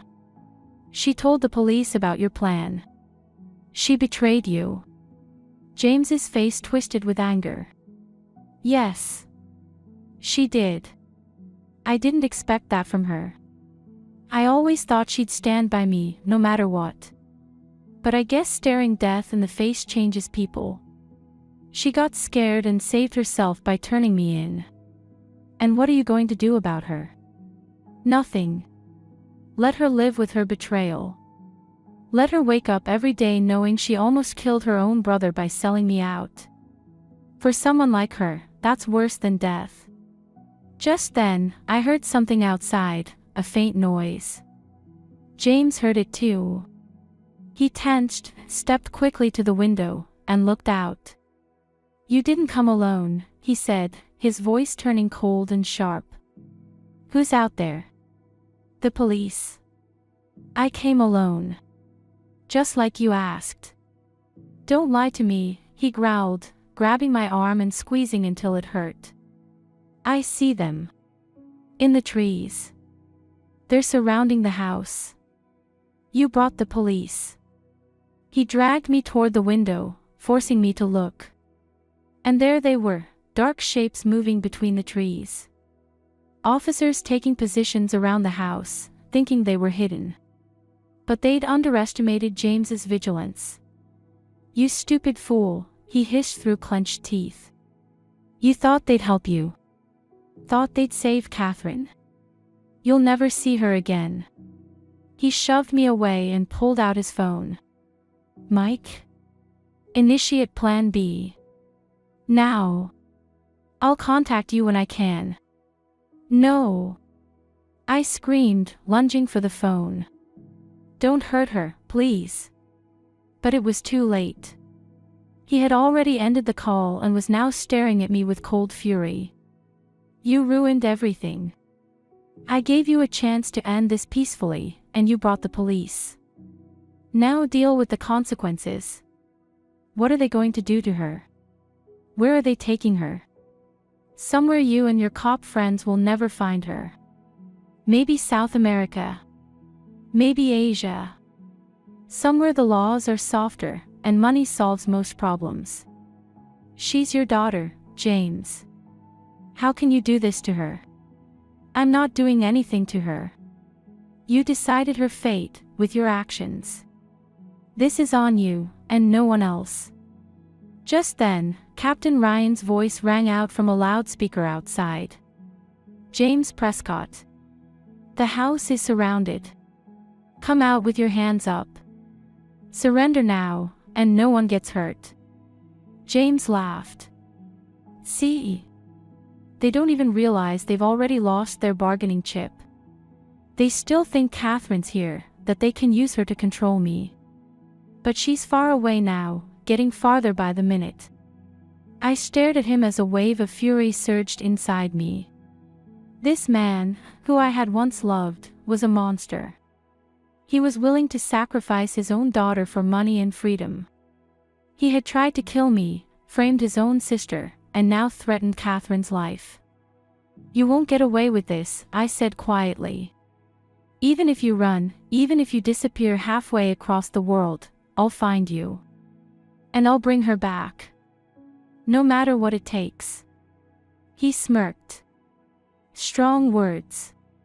But you've always been weak, Emily. Always leaned on others.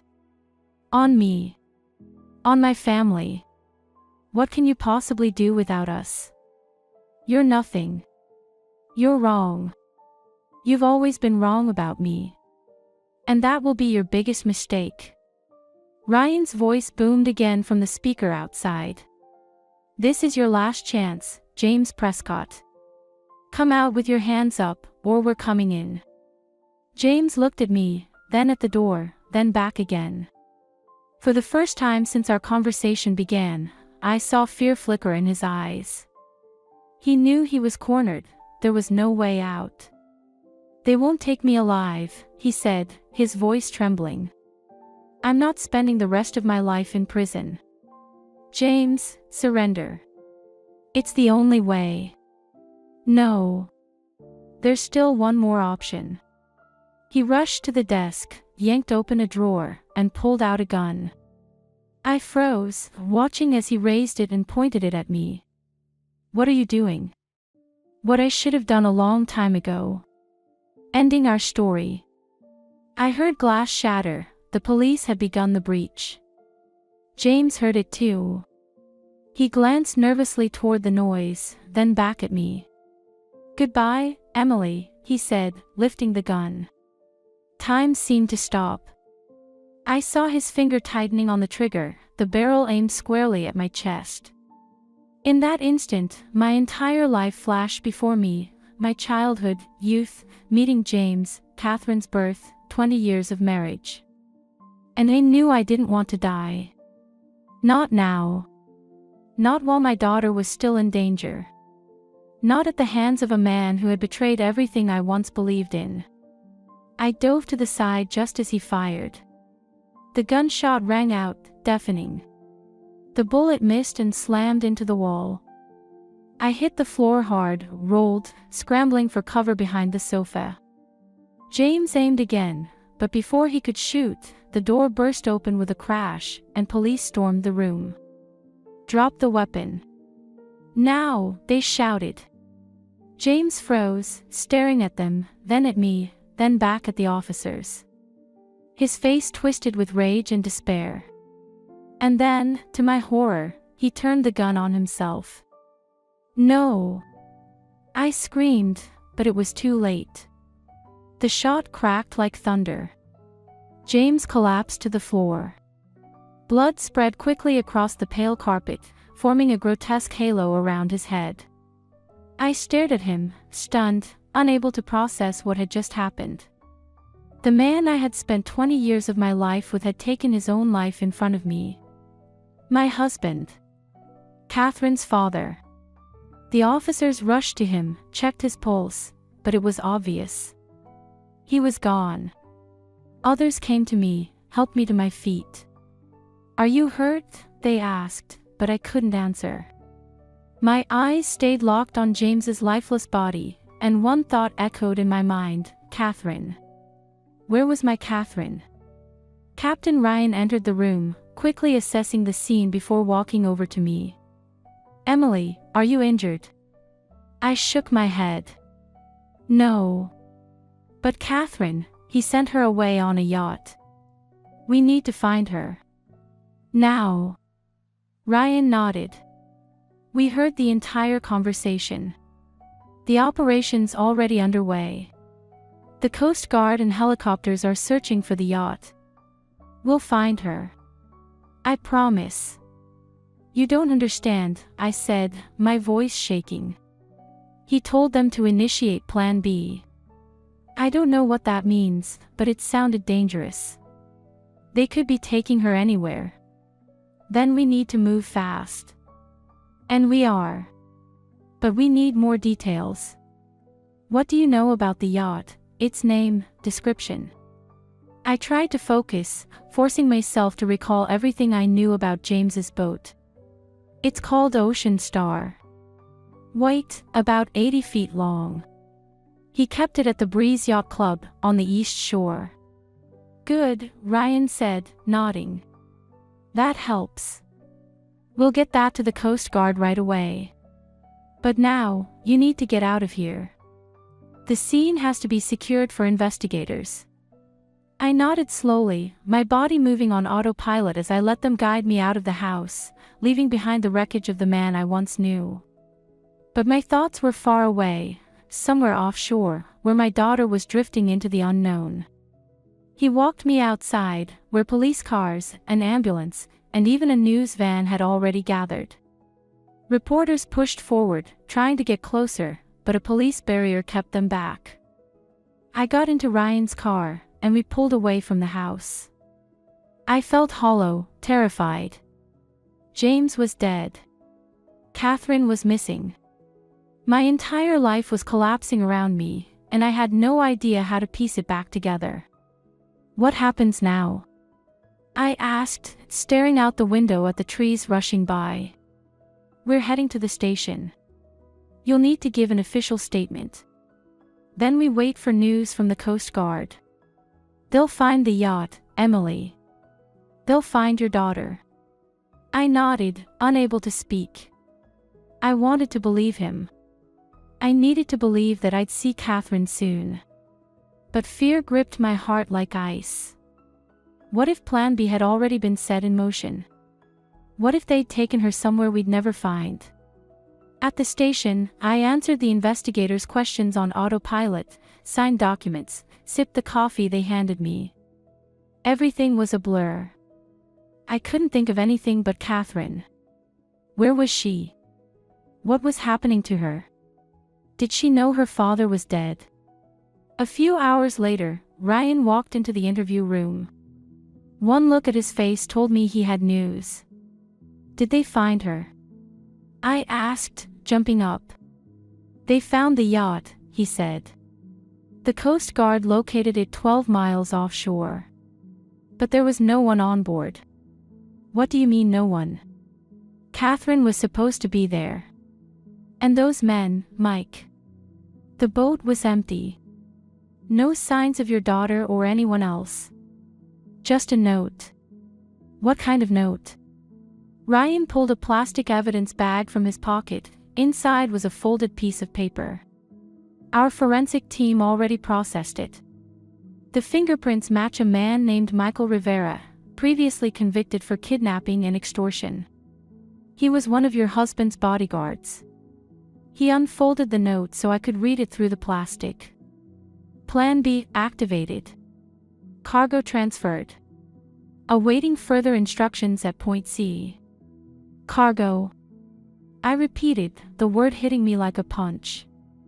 They're calling my daughter cargo. It's standard jargon in operations like these. Cargo refers to the kidnapping target. Point C is likely a prearranged rendezvous point. Where is it? What is Point C? We don't know yet. But we're working on it.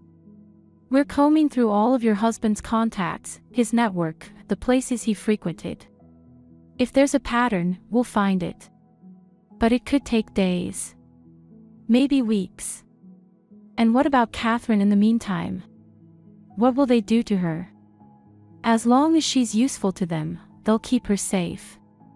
They're waiting for orders from your husband, orders that will never come because he's dead. That gives us the advantage. Time. Or the opposite, I countered. When they realize James isn't going to contact them, they might panic. They could do something reckless. They could get rid of her. Ryan looked at me with deep concern. I understand your fear. But these men are professionals. They won't act on emotion. They'll wait. And we have one card they don't know about. What card? Your husband's phone. We can use it to reach out to the kidnappers, pretend James is still alive. Set up a meeting for a money drop. And when they show up, we take them down. I hesitated. The plan was risky, but it was a plan. And you really think they'll believe it? That they won't suspect anything? We'll be careful. We'll use messages only, no calls. If they've seen news about your husband's death, we'll claim it was disinformation, something leaked to throw off law enforcement. It could work. And if it doesn't? What if they get suspicious? Then we move to Plan B. We continue tracking through other channels. We'll search every known safe house, contact every known associate. Sooner or later, we'll find them.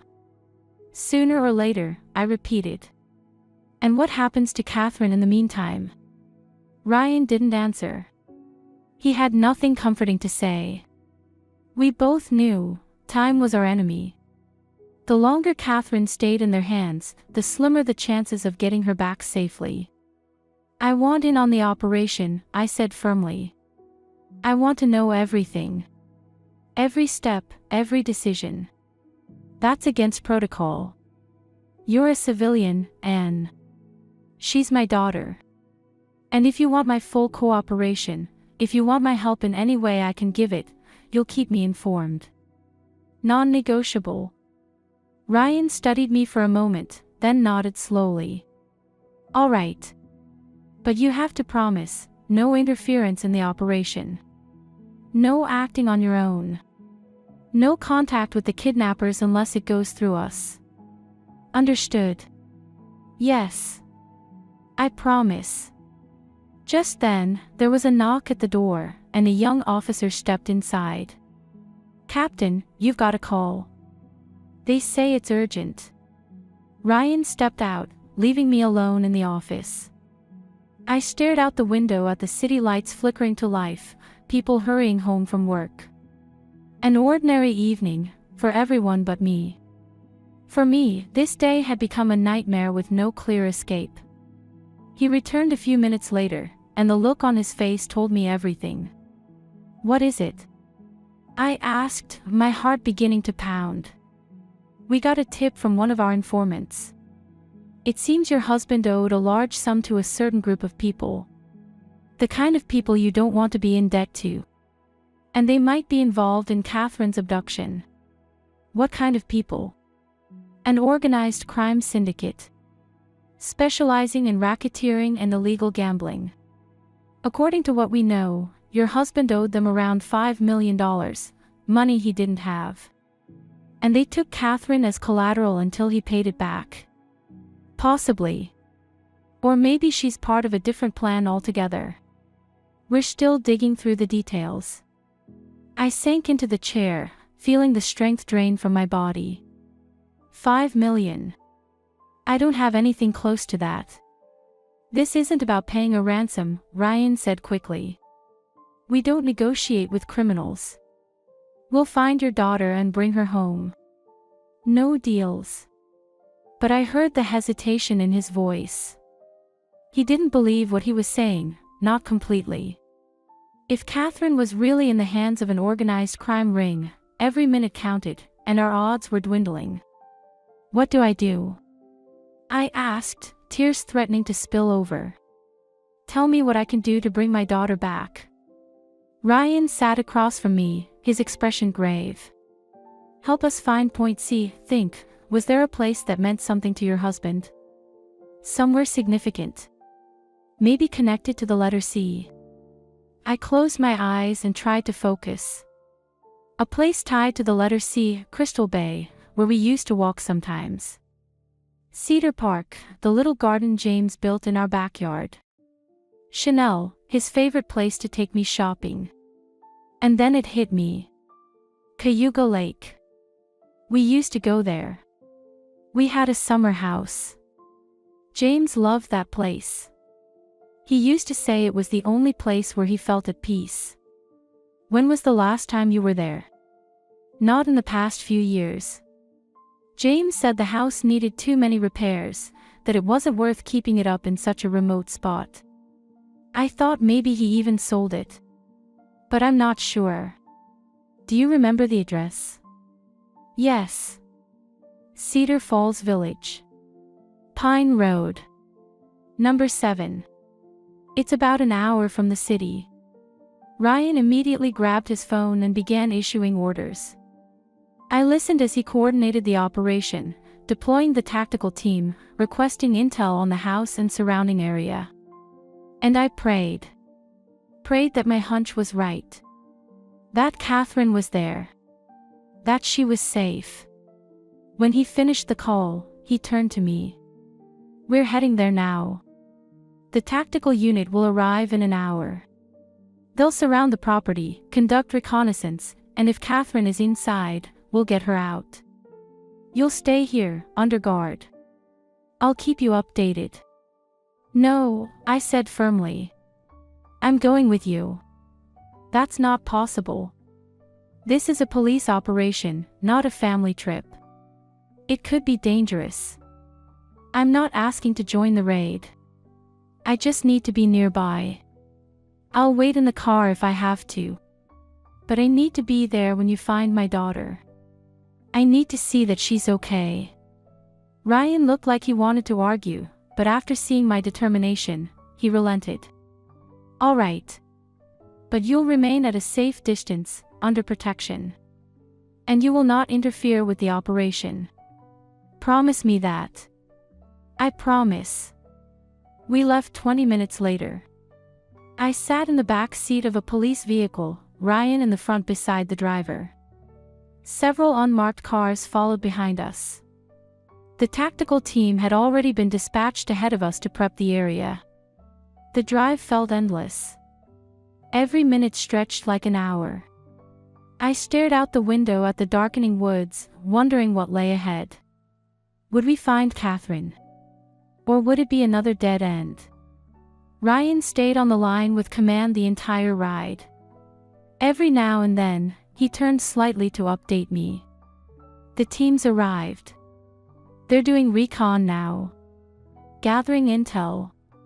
Finally, we turned off the main road onto a narrow forest path. A few kilometers in, we pulled into a clearing where several unmarked police vehicles were already parked. Wait here, Ryan said, stepping out of the car. He walked over to a group of officers huddled near one of the vehicles, leaning over something. I realized it was a map. They were going over the plan. I sat frozen in the back seat, unable to take my eyes off them. They pointed, nodded, moved their hands across the map. Then Ryan broke away and returned to me. The house is under surveillance, he said, sliding into the back seat beside me. Our team saw movement inside. At least 3 men. Possibly a woman or a girl. But we can't confirm, it's hard to tell, the windows are covered. It has to be Catherine, I said with rising hope. It has to be her. We're hopeful. The team is moving into position now. Once they're ready, we'll initiate. How will it go down? We'll attempt contact first. Give them a chance to surrender peacefully. If they don't respond, we go in. But we'll proceed with extreme caution, there may be a hostage inside. I nodded, my heartbeat pounding in my chest. The minutes dragged by.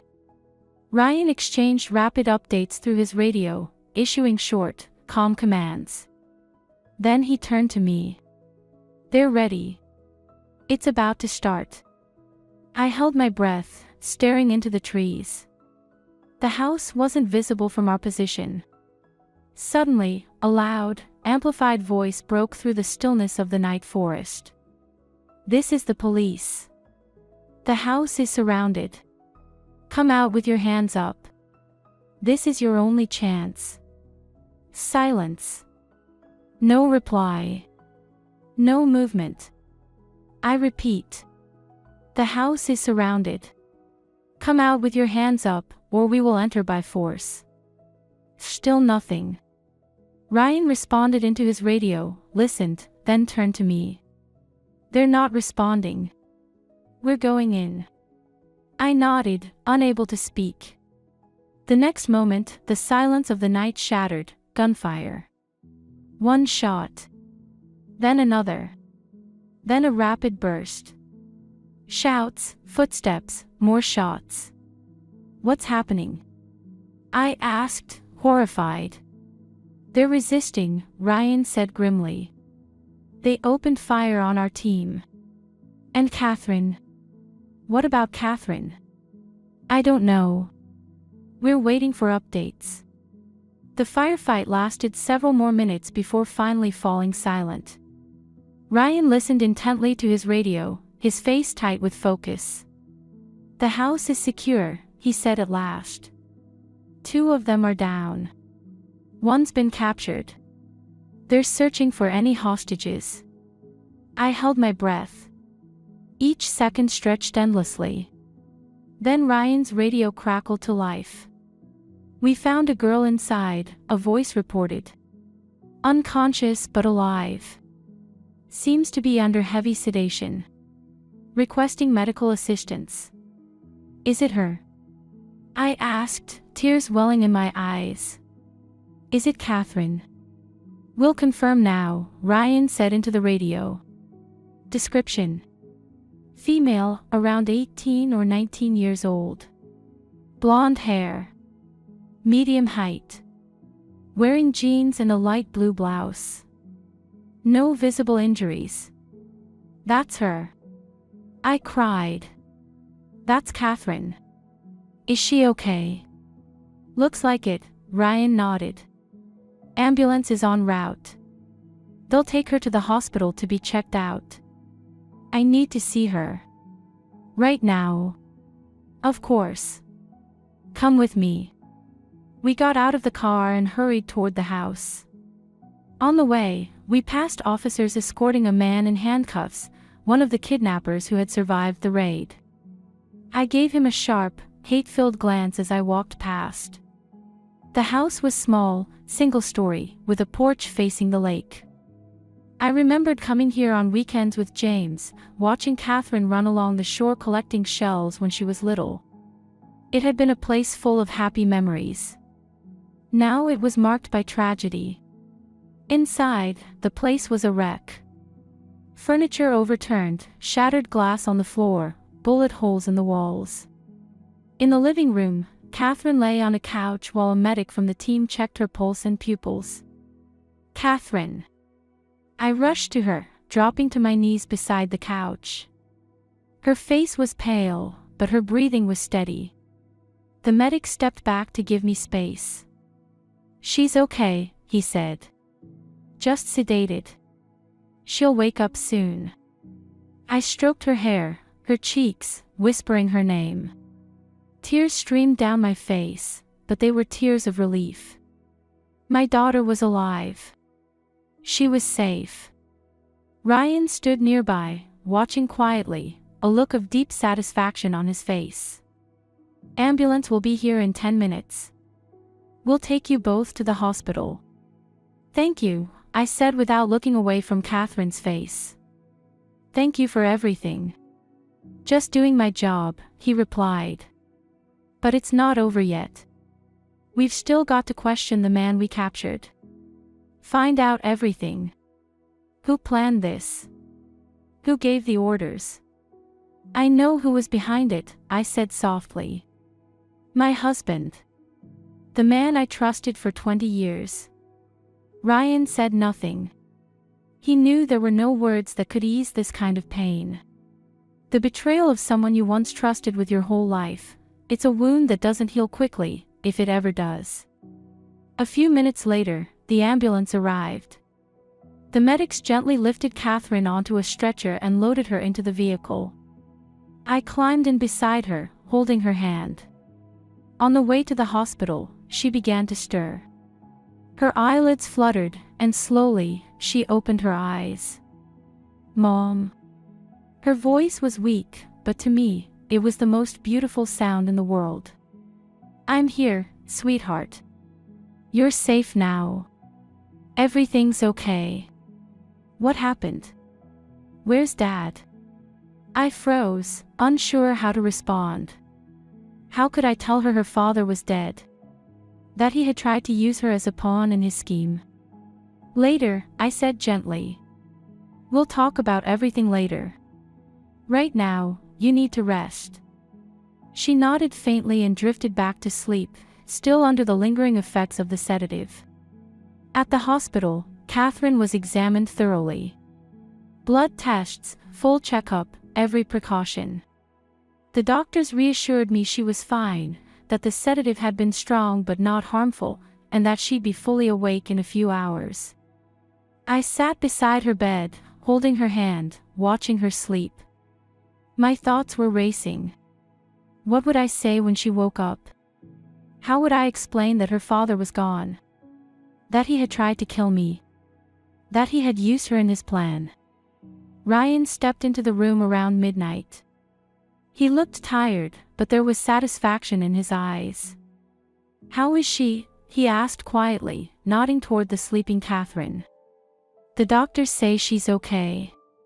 She'll be discharged tomorrow. That's good news. I've got some news too. We questioned the man we captured. He talked. What did he say? Your husband really did owe a large debt to an organized crime group. They were threatening him, pushing hard for repayment. At first, he planned to pay them off using the money from your life insurance.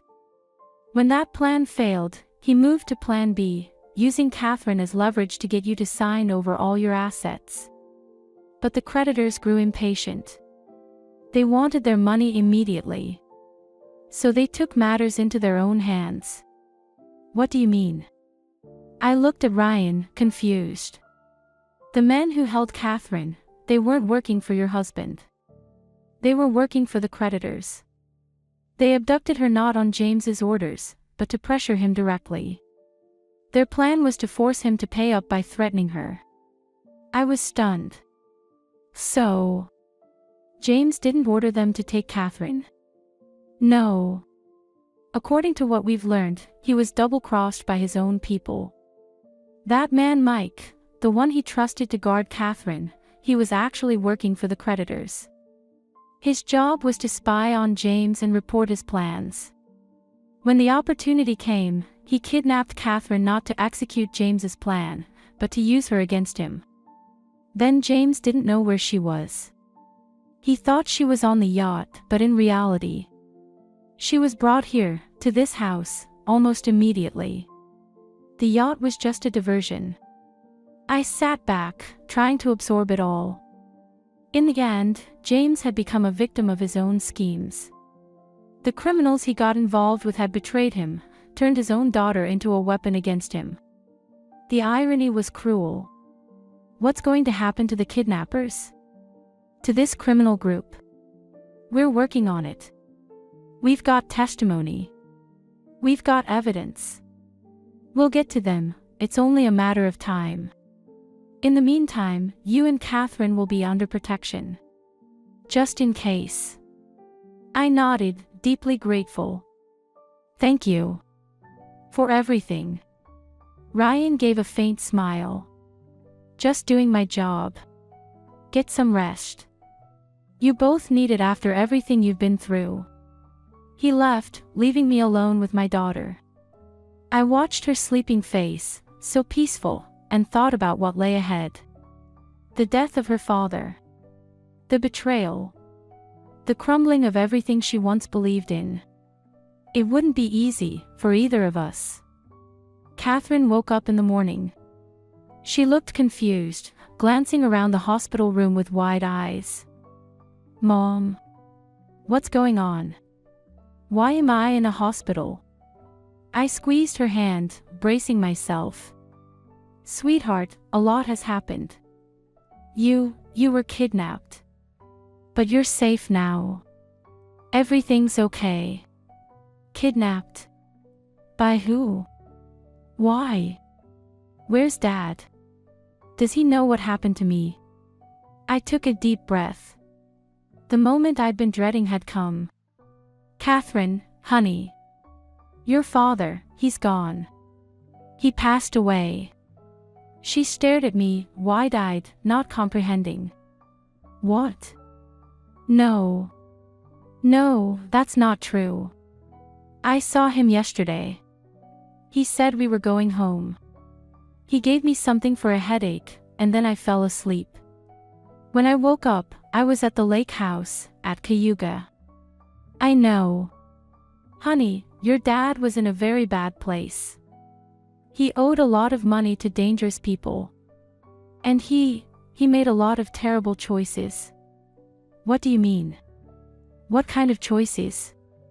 I didn't know how much to tell her now. Was she ready for the whole truth? That her father had tried to kill me.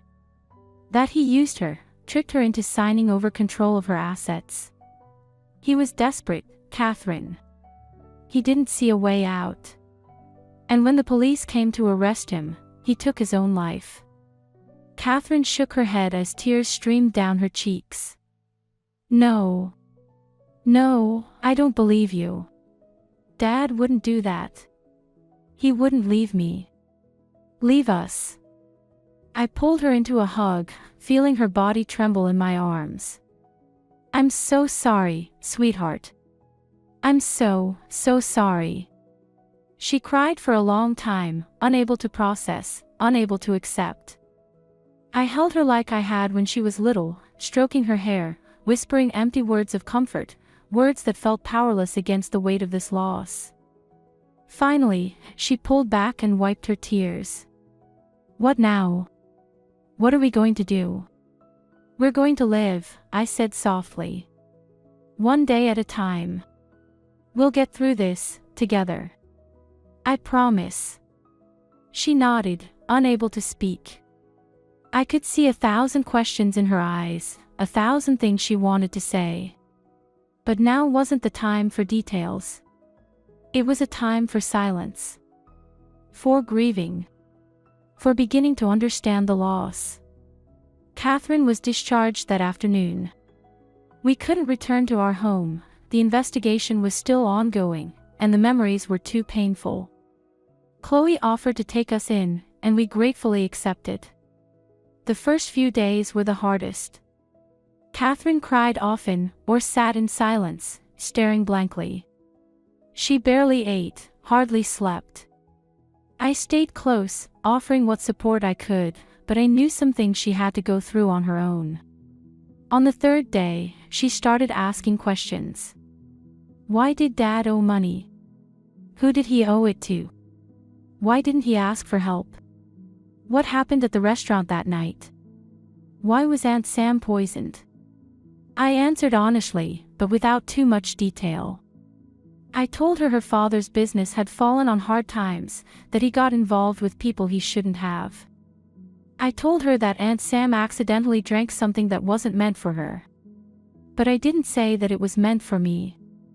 That her father had planned to kill me. She wasn't ready for that truth. Maybe she never would be.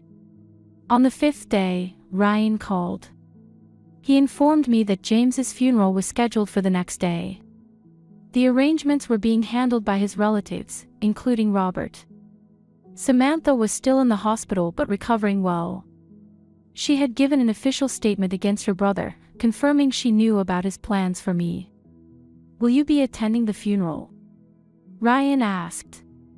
I don't know, I answered honestly. I'm not sure I can.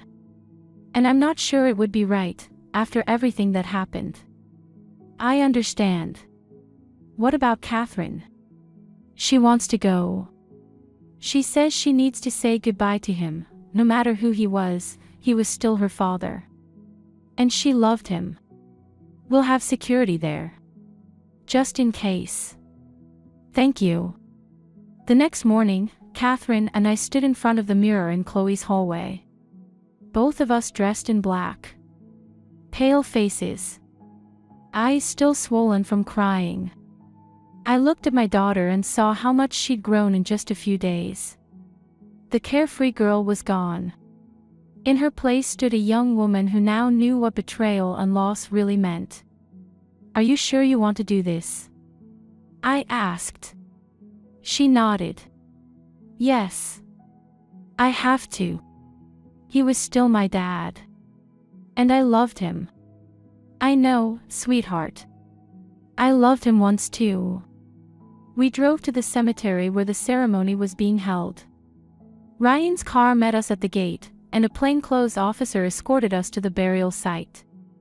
There weren't many people, some of James's colleagues, a few distant relatives, and Robert, standing alone by the grave. When we approached, he looked up. His face was drawn, his eyes hollow. He gave us a small nod but said nothing. What could be said in a moment like that? The ceremony was brief and quiet. No long eulogies. No heartfelt speeches. Just a farewell to a man who left too soon, too tragically, and with too many questions left behind. After the service, Robert came up to us. "May I speak with you alone, Emily?" he asked quietly. I nodded to Catherine to wait by the car and turned to my father-in-law. "I'm listening." "I wanted to say I'm sorry," he said, looking me in the eye. "For everything my son did. For everything you had to go through. I didn't know it would go this far. By the time I realized, it was too late." "You're not to blame," I told him. "You tried to warn me. You helped me. Too late. Too little. I should have stopped him earlier. I should have seen where he was heading. He was always ambitious, always chasing more. But I never thought he'd become capable of something like this. None of us did. Not even me, and I lived with him for 20 years. He stood silently for a moment, staring at the fresh grave. "What will you do now?" "I don't know. Try to rebuild. Help Catherine get through this. One day at a time. If you ever need anything, anything at all, I'll help." "Thank you. I appreciate it. Catherine does too." We said goodbye, and I walked back to the car where my daughter was waiting.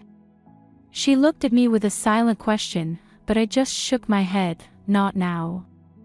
Not here. Not among graves and grief. On the way home, Catherine suddenly asked, "Mom, what happened to Aunt Sam?" "That was Dad, wasn't it? He tried to poison her." I froze. How did she know? What had she seen? "Why do you think that?" I asked. "I'm not blind, Mom. And I'm not stupid. I saw him drop something into a glass. I thought it was a joke or some weird prank. But then Aunt Sam got sick, and I started to suspect something. And when she was in the hospital, saying Dad wanted to hurt someone, and that you switched the glasses, I put it together. I didn't know what to say. How do you tell your daughter that her father tried to kill her mother? It's true, isn't it?" Catherine continued.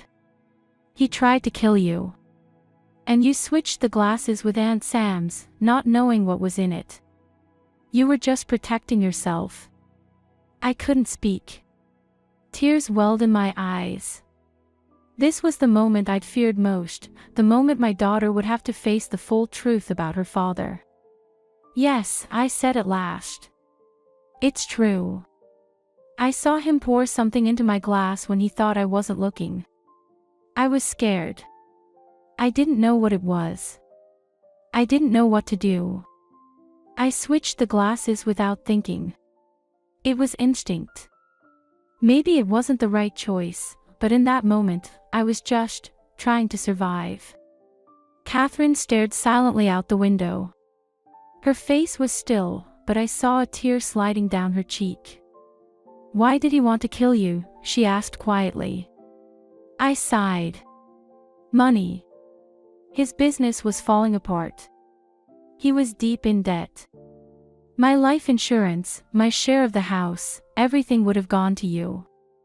And he had that power of attorney you signed, remember?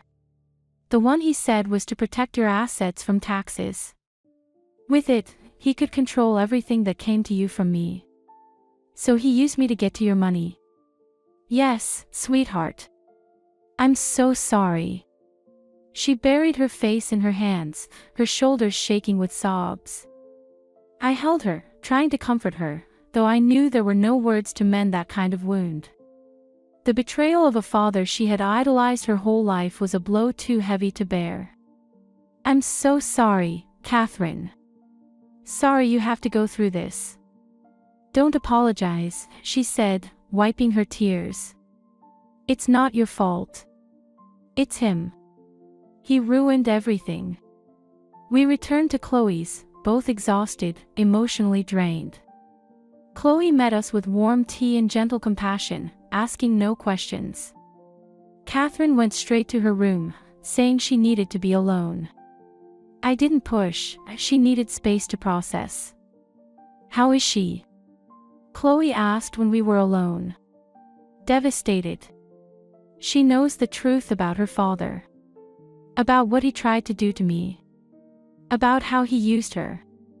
It's just too much. She's a strong girl.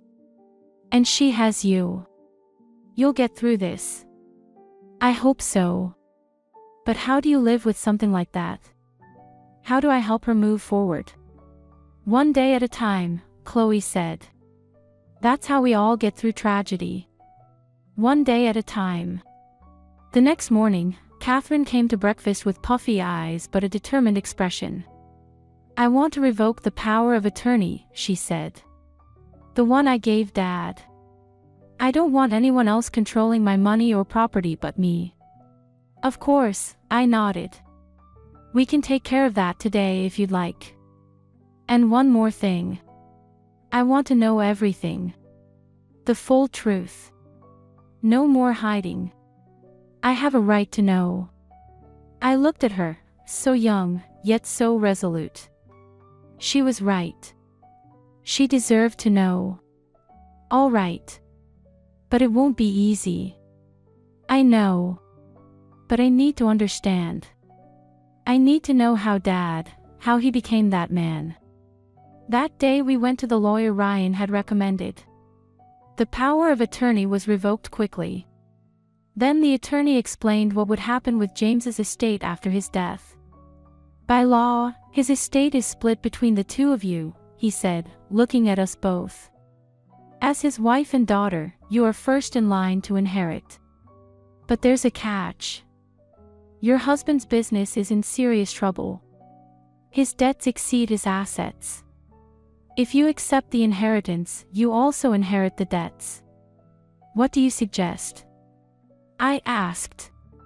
Refuse the inheritance. Both of you. That will protect you from the creditors. You have your own assets, separate from your husband's business. The house you lived in is jointly owned, but your share is protected.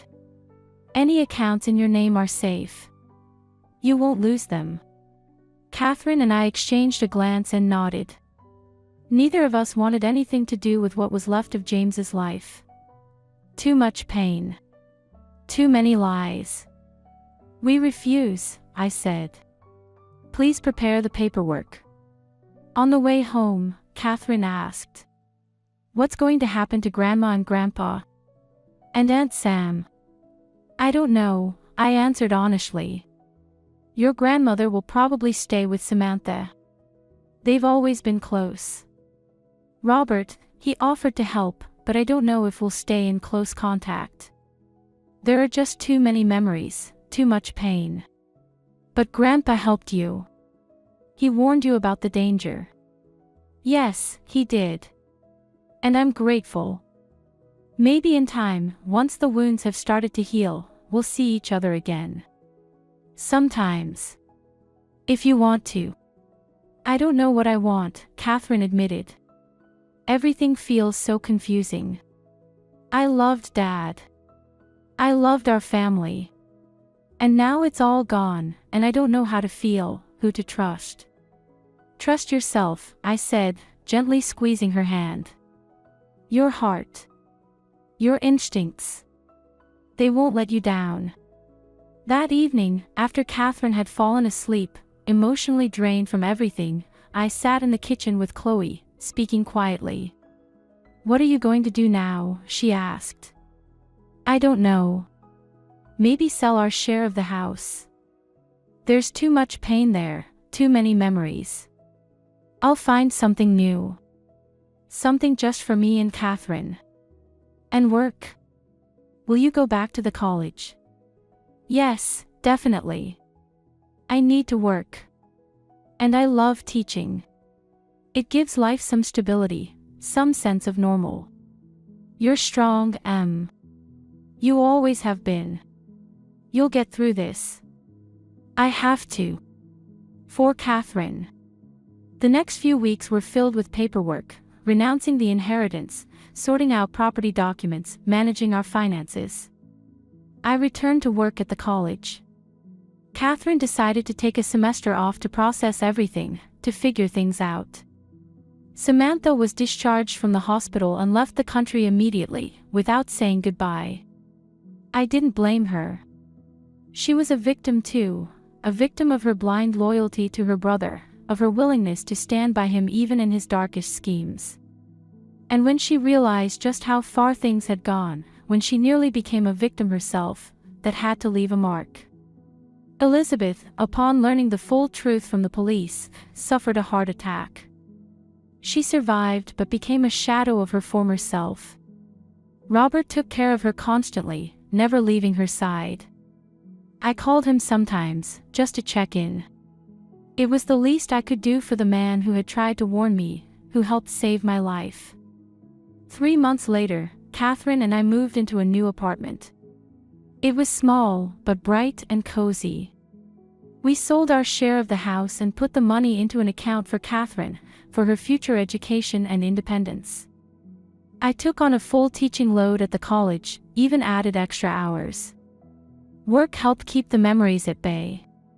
Catherine changed too. She grew more serious, more thoughtful.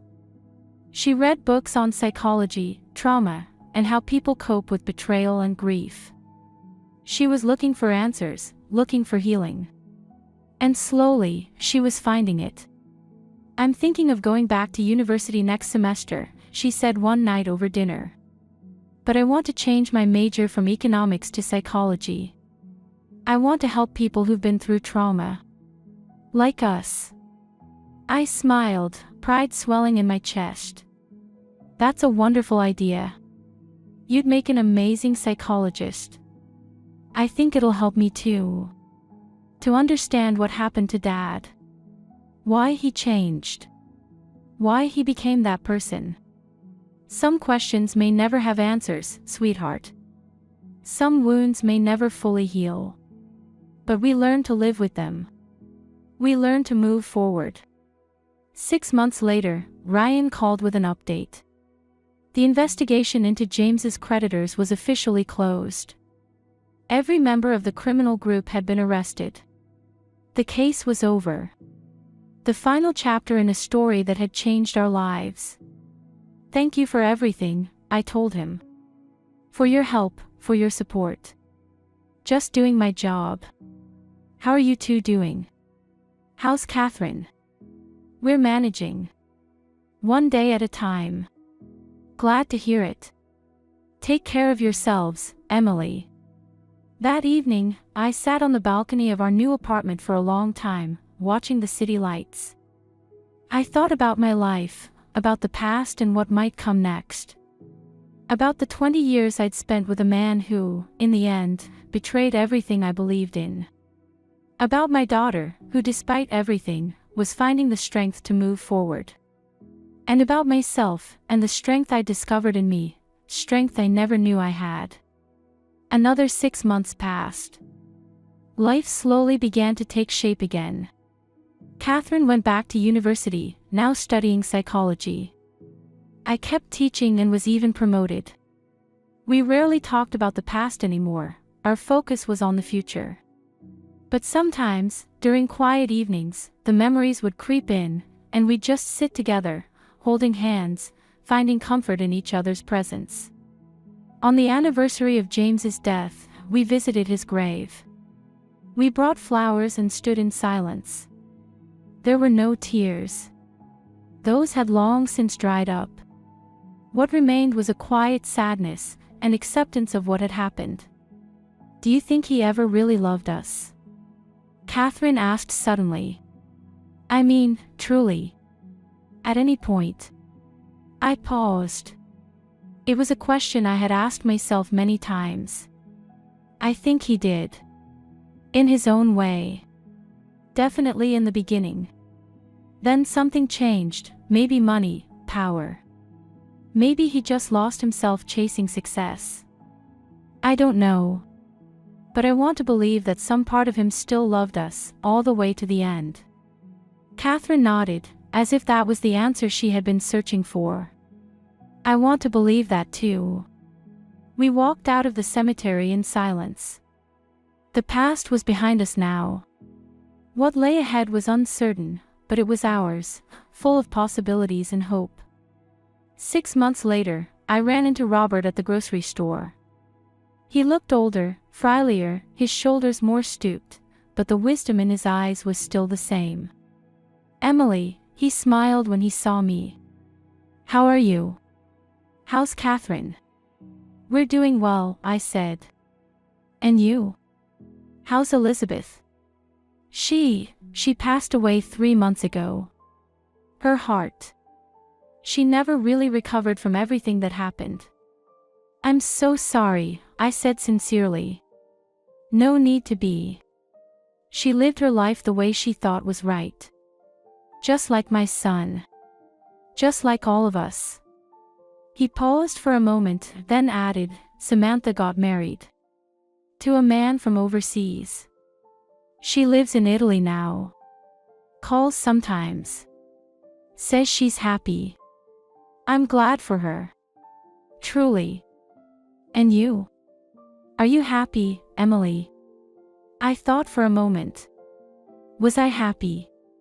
After everything, was it even possible to feel that way again?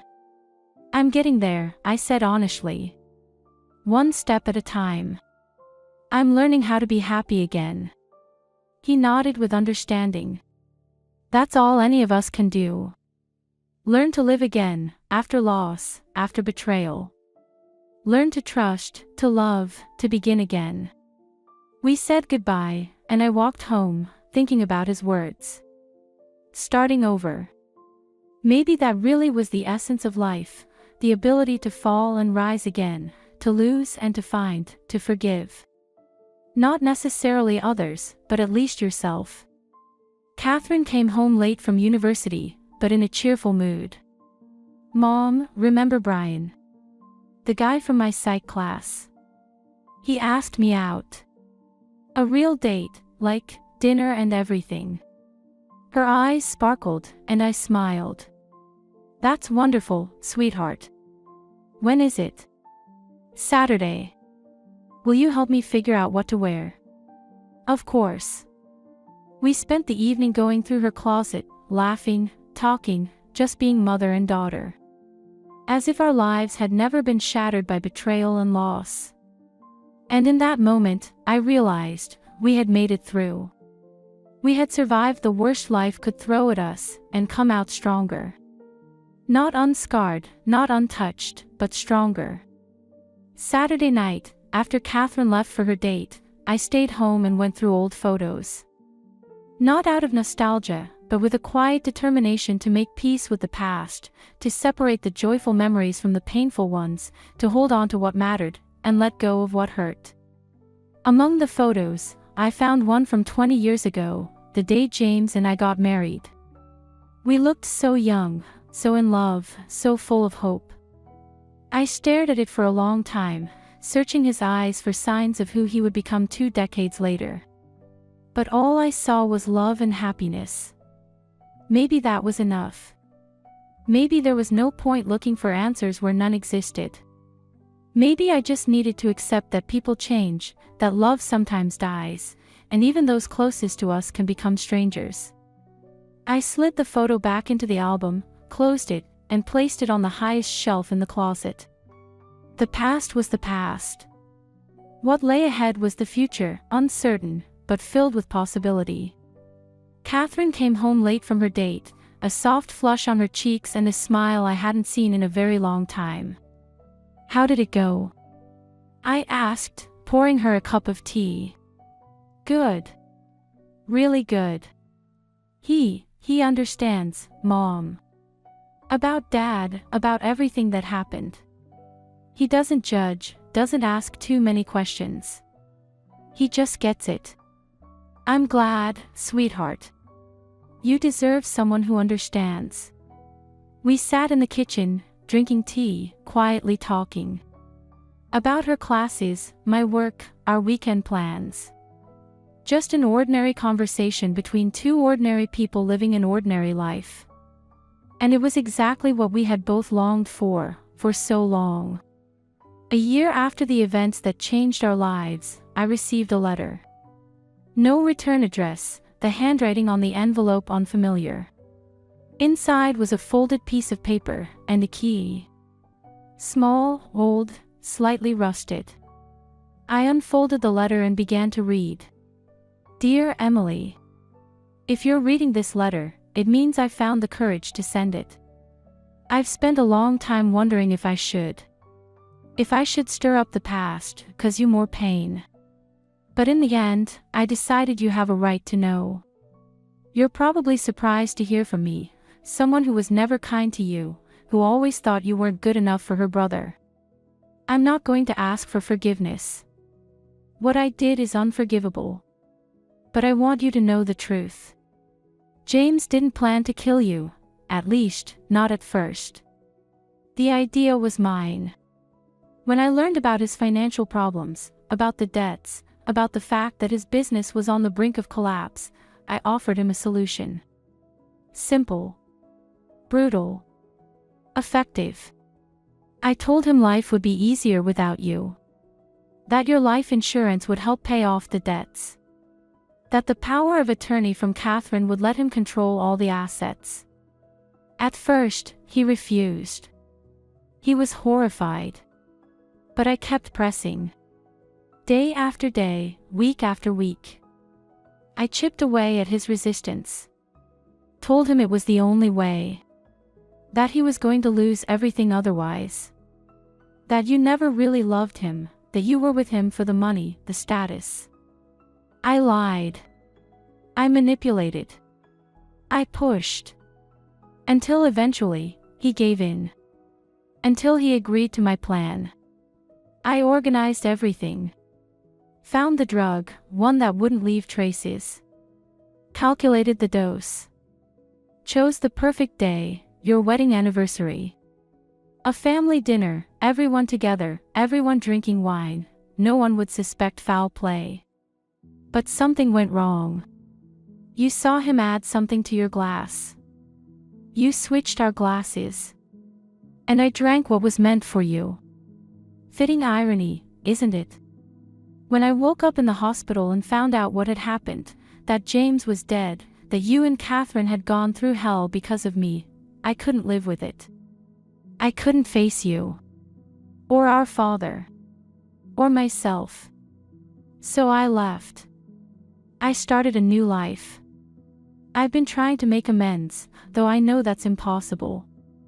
The key I've included with this letter is to a bank deposit box. Father knows which one. Inside, you'll find documents. Proof of my guilt. My confession, notarized and recorded. And something else, results from a medical exam James had not long before everything happened. He had a brain tumor. Inoperable. The doctors gave him less than a year to live. He never told anyone, not you, not Catherine, not even me. I found the report by accident, while going through his papers looking for financial documents. I don't know if that changes anything. If it explains his actions. If it softens my guilt. Probably not. But you deserve the truth. No matter how bitter. I'm not asking you to contact me. I'm not asking for a reply. I just wanted you to know what really happened. and that I deeply regret the role I played in all of it. Sincerely, Samantha. I read the letter several times, unable to believe it. A brain tumor. James had been dying and never told anyone. He chose to become a deceitful manipulator rather than show weakness. It explained everything: his sudden distance, his irritability, his willingness to do anything for money. He knew he was running out of time and wanted to provide for his daughter, to leave her something. But when his business started falling apart and the debts piled up, he saw only one way out, the one Samantha had offered. I didn't know whether to cry or laugh. This new information didn't excuse James. It didn't make what he did any less terrible. But it gave me context, a sense of understanding. Maybe even the faintest trace of forgiveness. I held the key, turning it over in my hands, wondering whether to go to the bank. Should I open the box, look at the evidence, read Samantha's confession? Did he need that? Did Catherine? Just then, I heard the front door open. "Mom. You home?" Catherine walked into the kitchen, smiling, happy. She had changed over the past year, stronger, more confident. She had found her path, her purpose. She'd started a new relationship with someone who valued her, respected her, understood her. "What's that?" she asked, noticing the letter in my hands. I hesitated for a moment, then folded it and slipped it into my pocket. "Nothing important. Just some old bills." She nodded, not pressing further, trusting me. And I realized I didn't want to shatter this new life we had worked so hard to rebuild. I didn't want to bring back pain we had both fought so hard to let go of. Maybe one day, when the wounds had fully healed, when the past no longer stung so sharply, I would show her the letter. Tell her about the safety deposit box, the proof, the man she once called father, and his final, deepest secret. But not now. Now was a time to live in the present. A time to look ahead. A time, finally, to begin to heal. "How was your day?" I asked, tucking the key and letter away. Catherine smiled and began to tell me about her classes, a new project, her weekend plans with Brian. And as I listened, I realized we had made it. We had survived. The worst was behind us. I placed the key in a jewelry box, not forgotten, just set aside. A reminder that truth doesn't always set you free. That sometimes, it's kinder to keep a secret than to reveal it. That forgiveness begins with acceptance. And so we lived. Day by day, step by step. Learning how to be happy again. Learning to trust, to love, to believe. Learning to begin again. And maybe that was the greatest lesson of all, that even after the deepest betrayal, after the most painful loss, life goes on. And we have the power to shape it. To fill it not with bitterness, but with hope. Not with fear of new wounds, but with the courage to open ourselves to love again. Because in the end, love, true, pure, honest love, will always be stronger than betrayal. Stronger than pain. Stronger than death. And with that thought, I finally let go of the past. Let go of the anger. Let go of the hurt. Let go of the man I once loved more than life itself, the man who betrayed everything I believed in. I let him go and forgave him. Not for him, but for me. For my daughter. For our future.